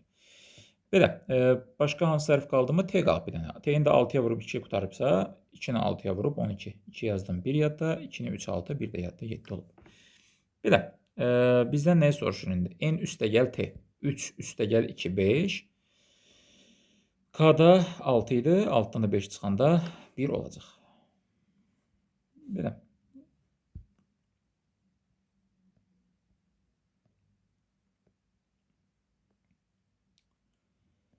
Satıcı bir yeşik almanın 1 kiloqramını 2 manata satdıqda 25 manat zərər eləyir. 3,5 manatda satdıqda isə 50 manat qazanc edir. Ümumiyyətlə, bu zərər qazancla bağlı məsələlərdə uşaqlar həmişə önəmli olan şey məhsulun maya dəyəridir. Belə olan halda o məhsulun maya dəyərinə gətirin hər iki satış qiyməti ilə. Deyək ki, yeşikdə x kiloqram alma var. Və bizə deyir ki, X kiloqramın kilosu 2 manatdan satanda bu zaman 2x manata satacaq və 25 manat ziyan eləyəcək. Onda 2x manata satıb, yəni 2x manat pul qazanıb, onun üzərinə mən 25 manat cibimdən qoysam, bu olacaq həmin bir yeşik almanın mayası. Çünki ziyan eləyib axı. Mayadan aşağı qiymətə satıb da, üzərinə pul qoymalıyam ki, mayaya çatım. Kilosu 3.5 manatdan satanda x kilo almanı, yəni 3.5 x manatdan satanda isə 50 manat qazanc əldə edir. Yəni mayadan 50 manat çox qazanıb. Onda buradan o 50-ni çıxsam, qazandığım əlavə o qazancı 50-ni, bu da onun mayasını verəcək. Bərabərləşdir bir-birinə, hər ikisi almanın mayasıdır. 1,5x bərabər olacaq 75-ə, x də bərabər olacaq 50-yə. Deməli, 50 kiloqram alma var imiş yeşikdə. Bir yeşik almanı neçə manata almışdır? Onun da mayasını istəyir bizdən. İstəyirsən burada qoy yerinə, istəyirsən burada qoy yerinə. Alış qiyməti həmişə maya dəyərinə olar eyni şeydir, eyni mənanı verir. 50 kiloqram almanı 2 manatdan satsa 25 manat ziyan edirsə, deməli 125 manat alıb. Yəni bunun mayası 125 manat imiş. 50 kiloqram almanı 2 manatdan satanda, yəni 100 manata satanda 25 manat ziyan edir. Amma 50 kiloqram almanı 3,5 manatdan satanda 175 manat, 50 manat çıxsam təzədən həmin o 125 manat alış qiymətini verir də mənə. 3,5 manatdan satsam 50 kiloqram almanı 175 manat qazanırım. Yəni 50 manat qazancım olur. Çünki o almanı 125 manata alıb. 2 manatdan satanda 100 manata satmış olur, 25 manat ziyan edir.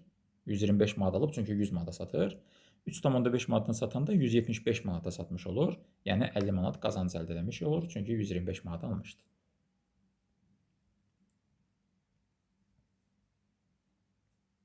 Sol tərəfdə uşaqlar bizə nümunəni verib növbəti 81-ci sualdakı cəmlərdir. Yəni 3 ilə 8-i cəmləyəndə də bunu verir.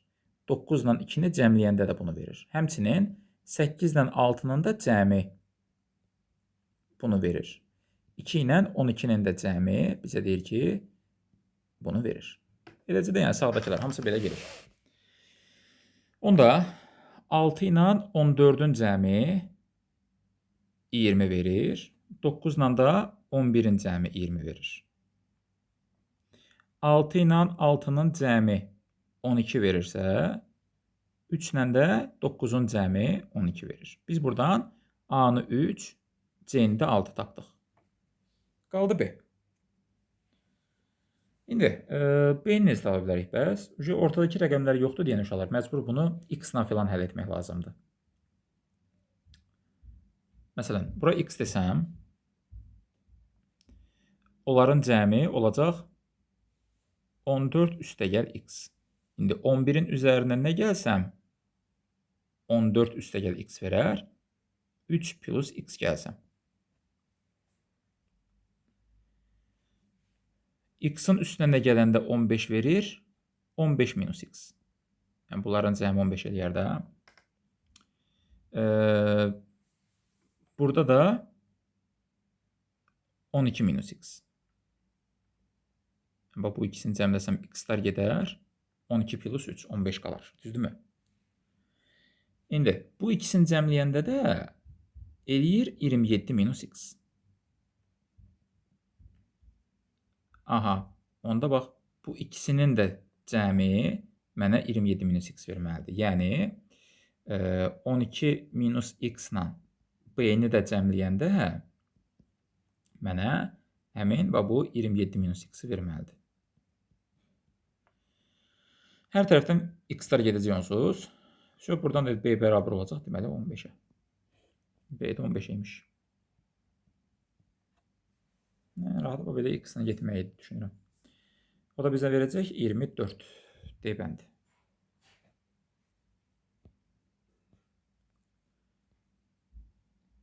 Səhvdən ikinci sualda uşaqlar. Bir ailə üzvlərinin deri fərqli ay və günlərdə doğulublar. Fərqli aylarda və günlərdə. Bütün ailə üzvlərinin doğum tarixindəki ay və günü göstərən ədədlərin rəqəmləri cəmi 55-dir. Buna əsasən ailənin ən azı neçə üzvü var? Rəqəmlər cəmi 55-dir uşaqlar və bu şəxslərin sayının ən az qiyməti lazımdır bizə. Yəni toplananların ən az qiyməti lazımdırsa, təbii ki, o toplananlar mümkün qədər böyük olmalıdır da. Böyük olması üçün gün və ay. Təbii ki, ay ən böyük nə ola bilər? 9-cu ay ola bilər. Rəqəmlər cəmi çünki ən böyük olan 9-dur. Düzdürmü? Günlərdən də ayın 31-ə qədər günü varsa, rəqəmlər cəmi ən böyük olan 29-dur. 11 edir də bunun rəqəmlər cəmi. 11, o da 9. Bunun rəqəmlər cəmi oldu 20.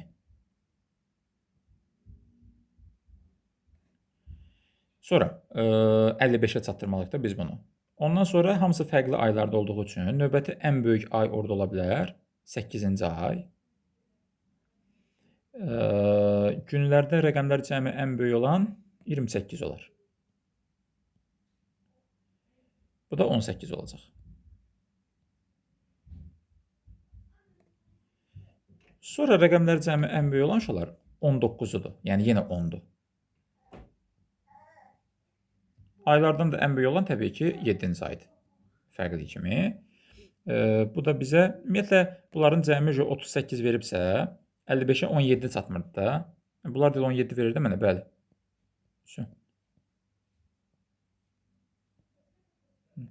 Belə. Yəni ən azı 3 nəfər olmalılar bunlar.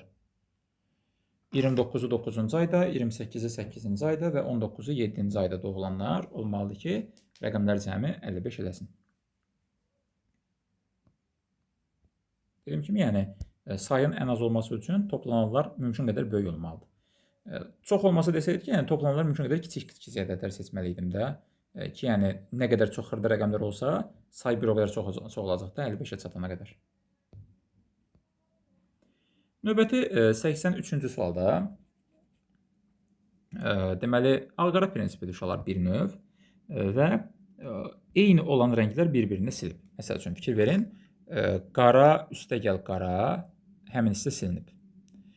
Ondan sonra sol tərəfinə fikir verin bunun, ağ, bunun da sol tərəfi ağ idi, bu fiqurun sol tərəfi silinib. Sağ tərəfdə qara ilə qara, həmçinin ağla ağ, ümumiyyətlə bu kvadrat, romb daha doğrusu bir dəfəlik yox olub. Çünki hamısı eyni rənglər idi. Deməli, eyni rənglər bir-birini aparırsa, başlayaq bir-bir variantlardan kömək almağa. Məsələn, ən rahat hallardan biri aşağıdakı altı bucaqlıdır. Yuxarı hissələr eyni rəngsə, deməli biz bunun yuxarı hissəsini ümumiyyətlə görməməliyik. Buradan ilə A-nı atmaq olar, çünki bunun yuxarı hissəsini silməyib. Digərlərində amma fikir verirsə, yuxarı hissə tamamilə yox olub. Soldakı altı bucaqlıya keçək. Onun, bax, bu hissəsindədir də qara. Bu hissəsi qaradır. Əgər bu hissəsi qaradırsa, orada qara hissələr harada üstə düşür? Bax, buradadırsa əgər qarası. Bu hissədə qaralar üstə düşür. Deməli, bu hissəsi silinməlidir. Bax, bura silinməlidir. Çünki hər ikisində bu künc qara idi. O hissəsi silinməlidirsə,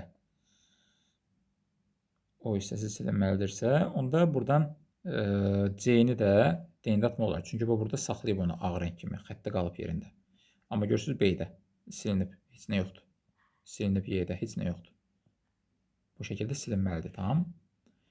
Və sol küncündəki bu ağlar da uşaqlar. Burada da ağ hissələr var deyən, o da silinməlidir. Hansı ki, həm B-də, həm də Y-də tamamilə o hissələr onsuz silinib. Keçdik deməli yuxarıdakı altı bucaqlıya. Bunun da deməli sağdakına baxsaq, yuxarı hissəsi də qara olan, bu küncdə qaralar üst-üstə düşür. Onda həmin künc silinməlidir. Y-də isə həmin küncü saxlayıb. Deməli, doğru cavab qalır onda B variantı. Birinci altı bucaqlı demək olar ki, eyni idi hamısında. Bir-bir, yəni belə elementlərə baxıb variantlarla işləyin həmişə. Ən qısa müddətdə də taparsınız. İki operator bir-birinə bərabərdirsə uşaqlar, həmişə onların gördüyü işlər bir-birinə bərabərdir. Yəni 3A üstəgəl B bərabərdir 3A üstəgəl B-yə. Hər bir operatorun da həmişə özünə məxsus A-sı və B-si var. Bunun A-sı 4-dür, B-si C-dir. Bunun A-sı C, B-si 6-dır. Onda 3A üstəgəl B, yəni 12 üstəgəl C, 3A üstəgəl B-yə. Yəni 3C üstəgəl 6-ya bərabərdir. Oradan 2C 6-dırsa, C də 3-ə bərabər olacaq. B bəndi.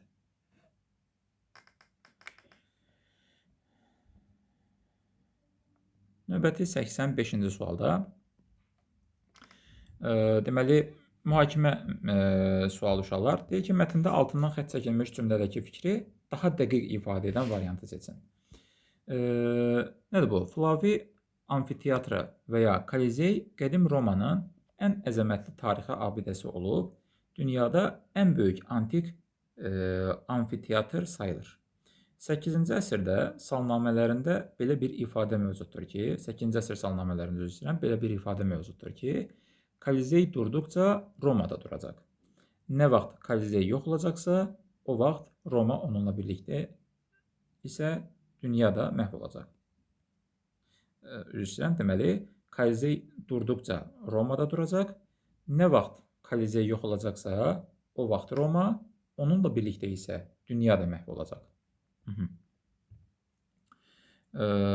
Belə bir ifadə mövcuddur. İndi sualda nə deyir bizə? Fikri daha dəqiq ifadə edən.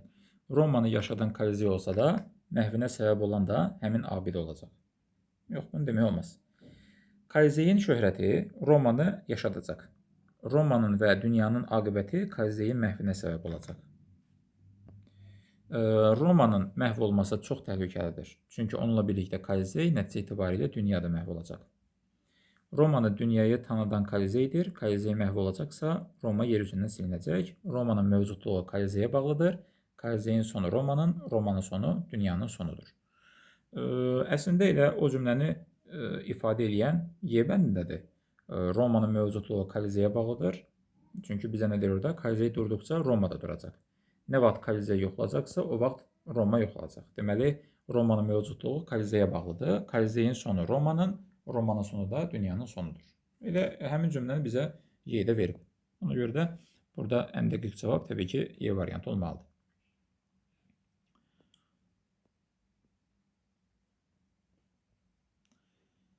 Növbəti uşaqlar gəldik akvarium sualına. Akvarium sualı bu yeni oyunlardan biridir uşaqlar. Deməli, burada gördüyünüz bu cədvəlin içində bizə kiçik-kiçik akvariumlar veriblər. Bax, bölüb bunu bu formada, gözüm biraz daha qalın xətlə ayırım, tam şəkildə aydın olsun sizə.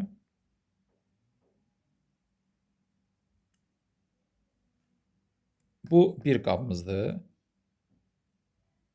Bu bir qabdır.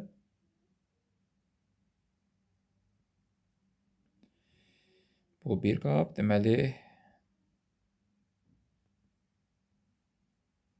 belə. Bu formada bizə içəridə obje 1, 2, 3, sonra 4, ondan sonra 5 və 6 dənə qab verilib. Və o qabların bəzilərinin içində müəyyən səviyyəyə qədər su var uşaqlar. Sular da damalarla göstərilir bizə. O damalarla hansı xanalarda suların olduğunu biz tapmalıyıq. Soldakı ədədlər bizə sətr üzrə neçə xanada su olduğunu göstərir. Yuxarıdakı ədədlər də sütun üzrə neçə xanada bizə su olduğunu göstərir. Və uşaqlar, burada biraz da bəzi şeyləri məntiqlə tapmaq lazımdır. Məsəl üçün, nəyi nəzərdə tuturam? Tutaq ki, sən əgər tapmısansa ki, yuxarıdakı qabın bu gözündə su var. İndi məntiqlə düşünəndə necə ola bilər ki, yəni qabın bu hissəsində su olsun, digərlərində olmasın, düzdürmü? Yəni bu su axardı onu da bu tərəfə də, havada qalmayacaq ki, o qabın içində. Oradan sən nə düşünməlisən? Deməli, bunların hamısında su var. Bax, burada da su var. Təbii ki, bu qabın dibində də, burada da su var. Aydınmı? Yəni, bax, bu formada bəzi xanaları tapandan sonra biraz bizi bezdirəcək deyəsən bu.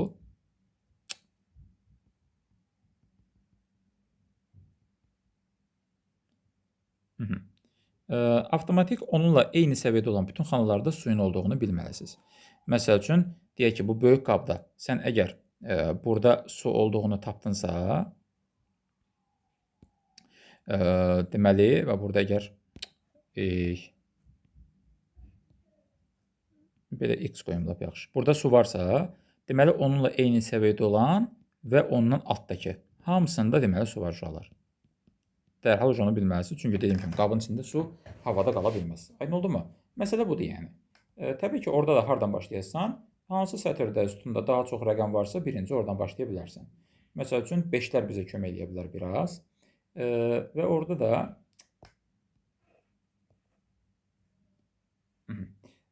da məsəl üçün birinci bu 5-dən kömək almaq olar. Bizə deyir ki, o sətirdə 5 dənə xanada su var. İndi məntiqlə uşaqlar, eyni qabın içində ola bilərmi ki, 4 dənəsində su olsun, amma eyni səviyyədə qabın sağ tərəfində su olmasın? Mümkün deyil axı, yəni su orada axmalıdır da. Deməli, elə bax bu 5 xanadadır su, burada su yoxdur. Yəni bu sətirdəki 5 xana həmin o eyni qabın içindəki 5 xanadır. Təbii ki, olar, avtomatik bunun altındakı xanalarda da onda su var. Su orada havada qala bilməz. Yəni bu qabın alt hissəsi də su ilə doludur və bu şəkildə olar. Biz artıq bu sətirdəki 2 dənə xananda bildik hansılarda su var. Aha, deməli onda bunların heç birində su yoxdur. Bunların heç birində su yoxdur uşaqlar. İndi əgər bu sətirdə də 4 dənə xanada su varsa, o 4 xananın uşaqlar ikisi bunlar heç vaxt ola bilməz. Çünki sən bilirsən ki, artıq bu qabın bu hissəsi boşdursa, necə ola bilər ki, onun yuxarı hissəsində su olsun, düzdürmü? Deməli, hansı 4 xanada orada? Deyib, bu soldakı 4 xanadadır su. Bu ikisində də yenə su yoxdur. Bunu da tapmış olduq beləliklə. Elə bu 5-dən də kömək almaq olar indi. Bu sətirdə də 5 dənə xanada su varsa, eyni qabın daxilində olmalı olar. Sətirdə dediyim kimi eyni səviyyədə olur su. Yəni eyni qabın içində sol tərəfi hündür, sağ tərəfi alçaq su ola bilməz. Yəni bu 5 xanada su varsa, hansı 5 xanada o? Üçü bunlardır. Yəni bunların olmaması qeyri-mümkündür. Çünki biz əgər orada desək ki, bu xanada artıq su yoxdur, yəni bu qabın içində artıq su yoxdur, onda bu üçündə su olsa belə, yenə də 2 dənəsi çatmırıq sətirdə. Dediyim kimi, o da mümkün deyil. Axı nətər ola bilər ki, bu ikisində su olsun, amma eyni qabın daxilində bir tərəfdə su olsun, bir tərəfdə olmasın. Düzdürmü? O qeyri-mümkündür. Ona görə də deməli, buradakı o 5 xanadan 3-ü böyük qabdadır. Eyni səviyyədə olan bunların hamısında su var. Bəs ikisi hansındadır? İkisi də sağdakı qabdadır uşaqlar. Çünki, məsəl üçün, sən birini bura yazsan, ola bilməz axı, yəni qabın bu hissəsində su varsa, deməli, sağına da o su axacaq da. Ona görə də, deməli, orada qalan ikisi də bu sağdakı qabdadır. Və uşaqlar, bu xanada su yoxdur artıq. Çünki sətirdəki 5 dənə xana tapılıb. Əgər yuxarıki qabın dibi boşdursa, onda bunun yuxarı hissələri də boşdur. Ola bilməz ki, yəni dibi boş olsun, üstündə su olsun. Düzdürmü? Məntiqsizdir. Onda həmin sətirdə 3 dənə xanada su varsa, biri buradadır, ikisi də buradadır. Bunlar da tapıldı. İndi sütunlardan da gəlin kömək alaq onda. Sütunlarda məsələn, mən bilirəm ki, bu sütunda 2 dənə dolu xana olmalıdır. O da tapmışıq. Onda bunların hamısı boşdur. Uşaqlar, bu boşdursa, bunun yanındakilərin hamısı boşdur. Yəni, unutmayın, qabın hansısa bir xanası doludursa, onunla eyni sətirdə olan hamısı dolu olmalıdır. Boşdursa, onunla eyni sətirdə olan hamısı boş olmalıdır. Eyni qabın daxilində. Və məsələn, bu sütunda 3 dənə xana dolu olmalıdır. İkisini tapmışam, üçüncü budur. Bu doludursa, onunla eyni səviyyədə olan bu xanada 100% doludur. Onsuz da bu sətirdə 3 dənə xana dolu olmalıdırsa, elə bu üçü də dolu olur. Başqası yoxdur. Beləliklə deməli, A doludur, B boşdur, C də doludur. A dolu, B boş, C dolu. Yəni, Y bəndə olacaq cavab. Əslində, o qədər də çətin deyil. Qaydasını biləndən sonra düşünürəm ki, bundan sonra rahatdan tapa bilərsiniz. Unutmayın, eyni qabın daxilində sizə əgər belə əyri bir qab verilibsə, əgər bu xananı dolu tapdınsa, onunla eyni səviyyədə və ondan altdakı hamısı doludur. Əgər yox, bu formada sənə bir əyri bir qab verilibsə,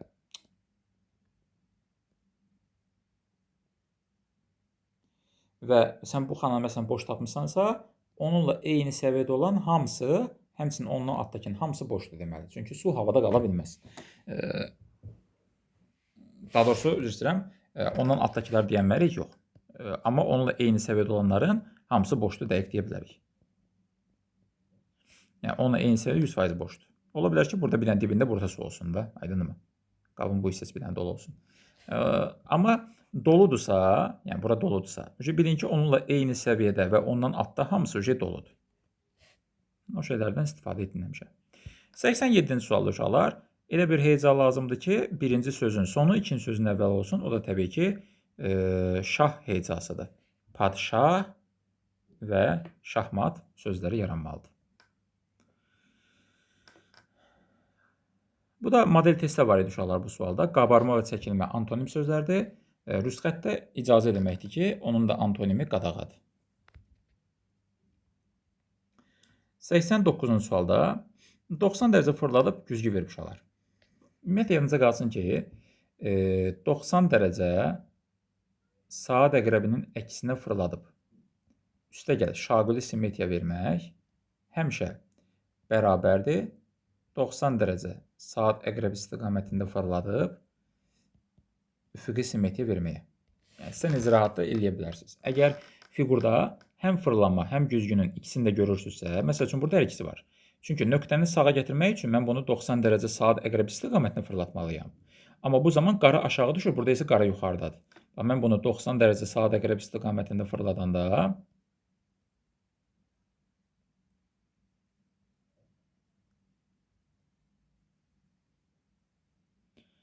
bu zaman o fiqur mənə belə görsənir. Sonra da üfüqi simmetriya verib çevirib aşağı. İndi eyni qayda 90 dərəcə saat əqrəb istiqamətində fırladanda dairə çıxacaq yuxarı. Bu da düşəcək aşağı. Yəni qara sağda görsənməlidir belə.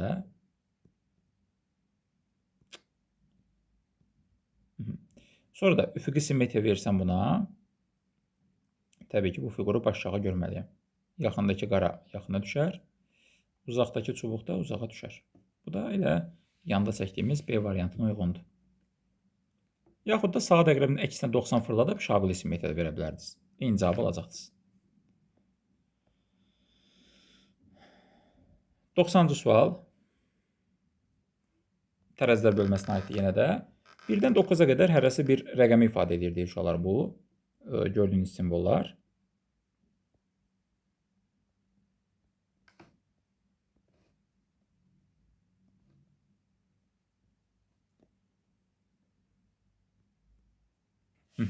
Və orada nə görürəm mən?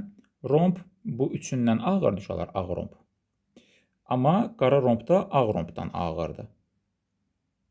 Deməli, belə çıxır ki, burada boz dairələrə çox da böyük rəqəm verə bilmərik. Ən azından, məsəl üçün, bunlara 2, 2, 3 desəm, 7-dən ağır bu 8 olur. Bu zamanda hələ 8 ilə minimum 1, 9 edir ki, 9-dan ağır rəqəm yoxdur. Deməli, fikir verirsiniz, heç bunları 2 ilə 3 belə vermək olmur. Ancaq və ancaq mümkün qədər xırda bir rəqəm. Məsələn, 1 ilə 2 deyək. Bu zaman 4-dən ağır, bu hələ minimum 5 olsa, 5 ilə də minimum 1-2-ni istifadə edəmişik artıq.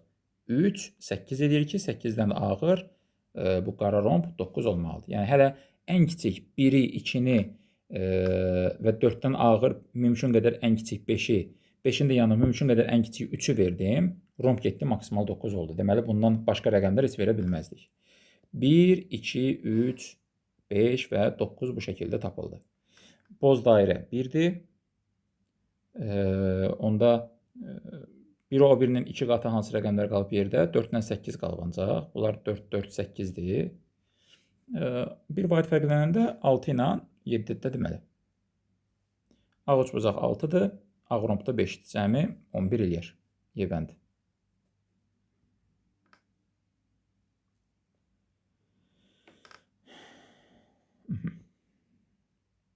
-91-ci sual fiqurların tamamlanması bölməsinə aid uşaqlar və unutmayın, bu tip misalların ən rahat yolu, ən tez tapılan yolu variantlarından işləməkdir. Məsələn, burada bir-bir variantlara göz gəzdirəndə Yuxarı hissədən başlayaq gəlin lap. Yuxarı hissədə qövs hissələrində bizə bunu da verib uşaqlar. Soldan bunu da verib. Bax, bu hissələri verib. Bir də sol küncünü buranı verib. Deməli, qövsün bizə lazımdır bax bu hissəsi. Bax, bu yoxdur. Düzdürmü? Onda C-ni atmaq olar. Sonra, yuxarı hissədə başqa nələrə diqqət etmək olar? Şaquli xətti verib. Bir də bir şaquli xətti və bu diaqonalı verib. Şaquli xətti və bu diaqonalı verib. Həmçinin bu əyri xətti də bizə verib. Bircə dənə, yəni bu çatmırdı onda. Bir dənə çatmayan şey budur. Əslində buradan B-ni də, D-ni də atmaq olar. Çünki orada əlavə xəttlər var nə qədər. Bunlar lazım deyil bizə. Şaquli xətti artıq vermişdisə, deməli D-də lazımsızdır. Qalır A-la Y.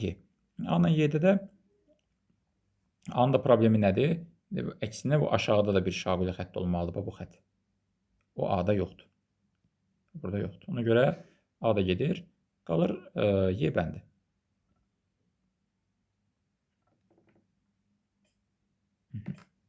Sabit olacaq Y bəndi, bəli. Məsələn, bu diaqonal ümumiyyətlə verilməyib də. Deməli, belə bir xətt uzun olmalıdır. O D-də yox idi, məsələn. Y-dir, bəli. Ən tez, yəni ən rahat tapılan yolu budur. Variantlarla sürətli işləmək.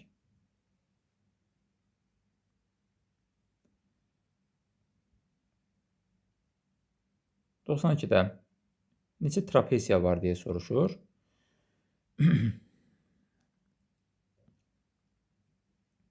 Balaca üçbucağın içindəkiləri sayıb uşaqlar. Daha sonra böyük üçbucaqlara da onu tətbiq etmək olar. Məsələn, balaca üçbucağın içində biri budur. 1. Daha sonra biri buradadır. 2.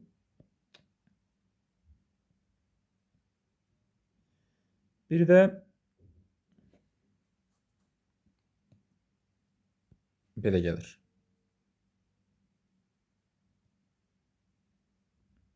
3 dənə. 3 dənə balaca üçbucağın içində yaratmaq oldu. Eyni formada 3 dənəsində düşünürəm ki, çöldən böyük üçbucaqlarda yaratmaq olacaq. Yəni belə. Ondan sonra bu 2 və üçüncü də bu.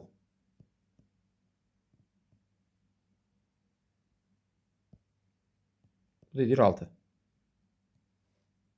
Yəni 3 dənə çöldə, 3 dənə içəridə yaratmaq olur. Başqa onların kəsişməsində yaratmaq olarmı? Yoxdur, yox. 6 dənə olacaq.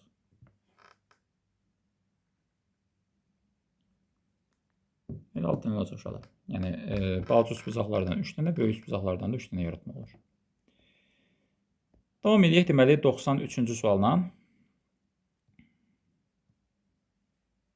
Deformasiya sualıdır. Deformasiya suallarında da bilirsiniz, qolların sayını yanına yazmaq lazımdır. Nə istəyir bizdən burada? İkinci şəkildə rəqəmlərin yerinə hansı hərflərin olacağını tapın. Onları əlifba sırası ilə düzün. Gözəl.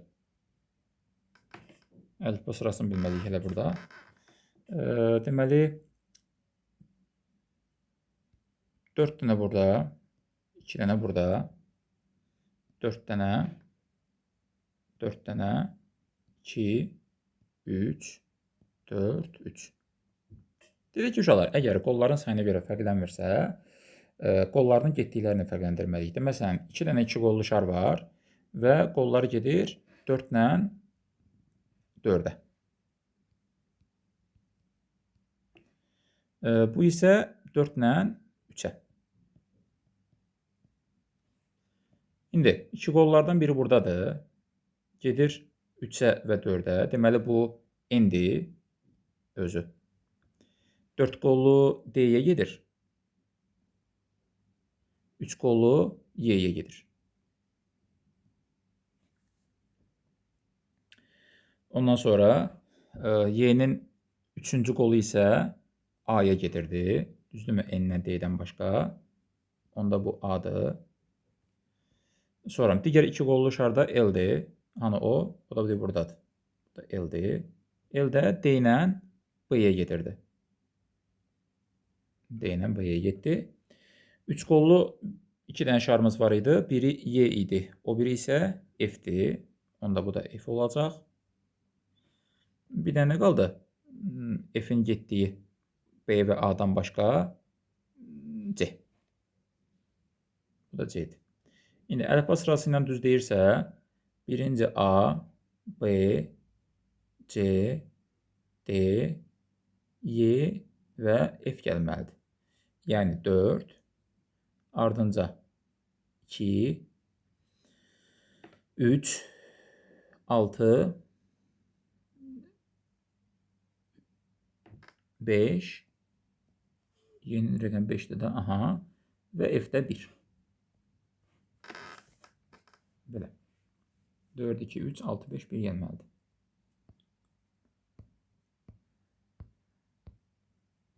Növbəti 94-cü sualda 3 rəqəmlərdir. Rəqəmləri barədə məlumatlardan istifadə edərək ədədi müəyyən edin.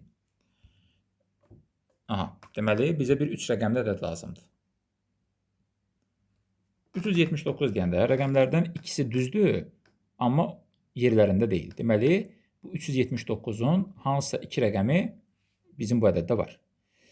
402-nin də rəqəmlərindən biri düzdür və o yerindədir. 347 rəqəmlərindən biri düzdür və o yerində deyil. 347-nin biri düzdür. Fikir verin, burada da 3 ilə 7 var idi. Burada da 3 ilə 7 var idi. Burada ikisi düz idi. Burada isə biri düzdür. Yəni, onda belə çıxır ki, 3 ilə 7-nin hər ikisi bu ədəddə ola bilməz. Çünki aşağıda da 3 ilə 7 var, amma biri düzdür deyir. Onda uşaqlar, 2 dənə düz olan 3 ilə 7-nin hər ikisi deyilsə, biri 100% 3-dür və ya 7-dir, o biri 9-dur. Yəni, bu ədəddə 100% 9 var. Bu ədəddə 100% 9 var. Bir də, bu 3 ilə 7-dən biri var. Bu 3 ilə 7-dən biri var. Və o burada da var. 3 ilə 7-dən biri düzdür 100%. Amma yerində deyil. 4 onda 100% bu ədəddə yoxdur. 4-ü buradan silmək olar. Digəri də ya 0-dır, ya 2-dir. Rəqəmlərdən ikisi düzdür. 9, 12-nin biri yerindədir, digəri isə yerində deyil. 9, 1, 2-nin də ikisi düzdür. 9 100% düz idi onsuz, onu bilirik. Qaldı 1-dirmi, yoxsa 2-dirmi? O. Rəqəmlərdən ikisi düzdür və onlardan biri yerindədir, digəri isə yerində deyil. 3 və 7-nin də biri bu ədəddə var. 3 və 7-nin də biri bu ədəddə var.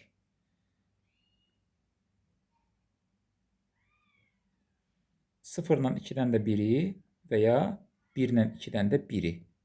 100% onda 2-dir də. Çünki 2 olmasaydı, əgər bu ədəddə 2 olmasaydı, onda burada ikisi düzdürsə 9 ilə 1 olmalıydı. Burada da 1-i düzdürsə 0 olmalıydı.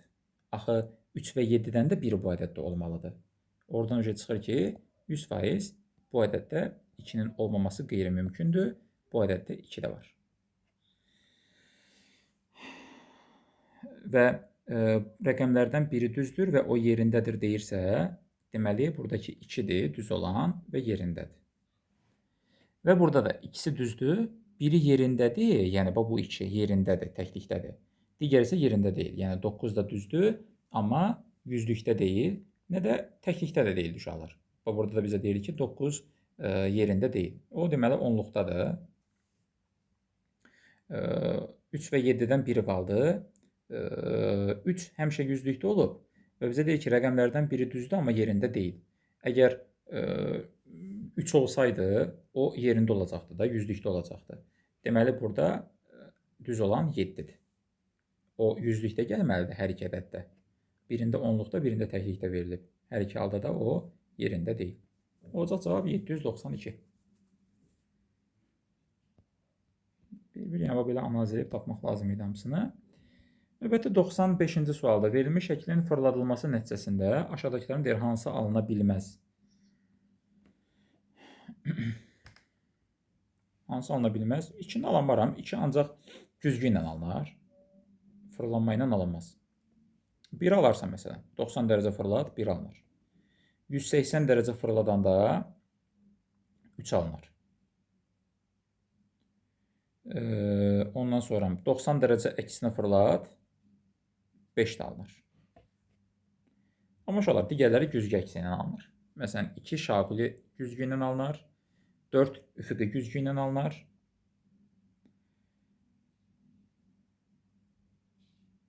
6 da 90 dərəcə sadə qrəb istiqamətini fırladandan sonra bunu 90 dərəcə fırlat, belə düşəcək də. Sonra şaquli simmetri verir. Fırlanma ilə alınmır. 2, 4, 6 güzgü ilə alınır ancaq. 2 cür çevrilmə var uşaqlar.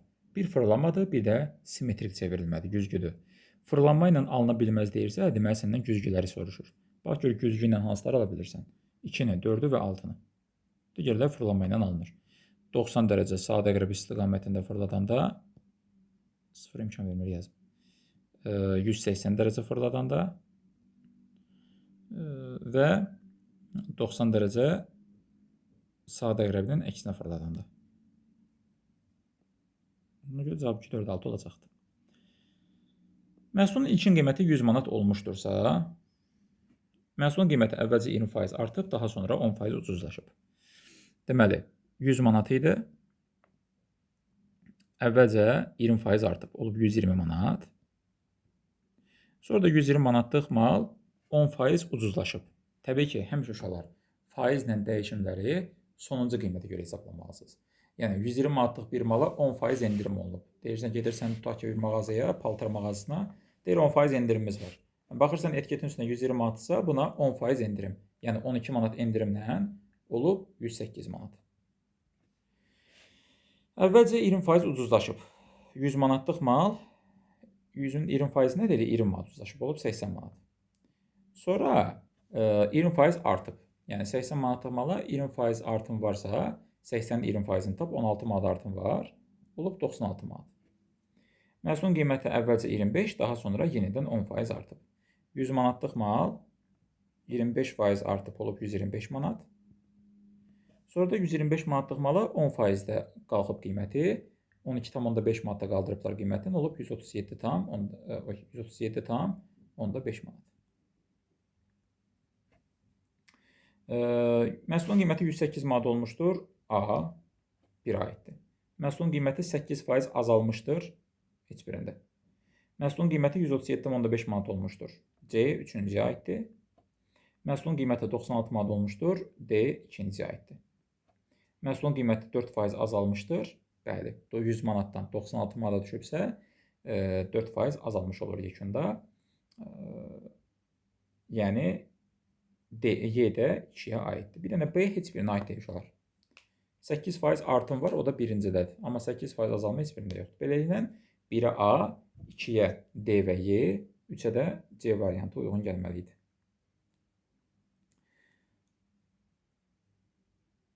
Bir uşaqlar, güman edirəm ki, bütün suallar hamısı sizə aydın oldu. İzlədiyiniz üçün təşəkkür edirəm. Hər birinizə uğurlar.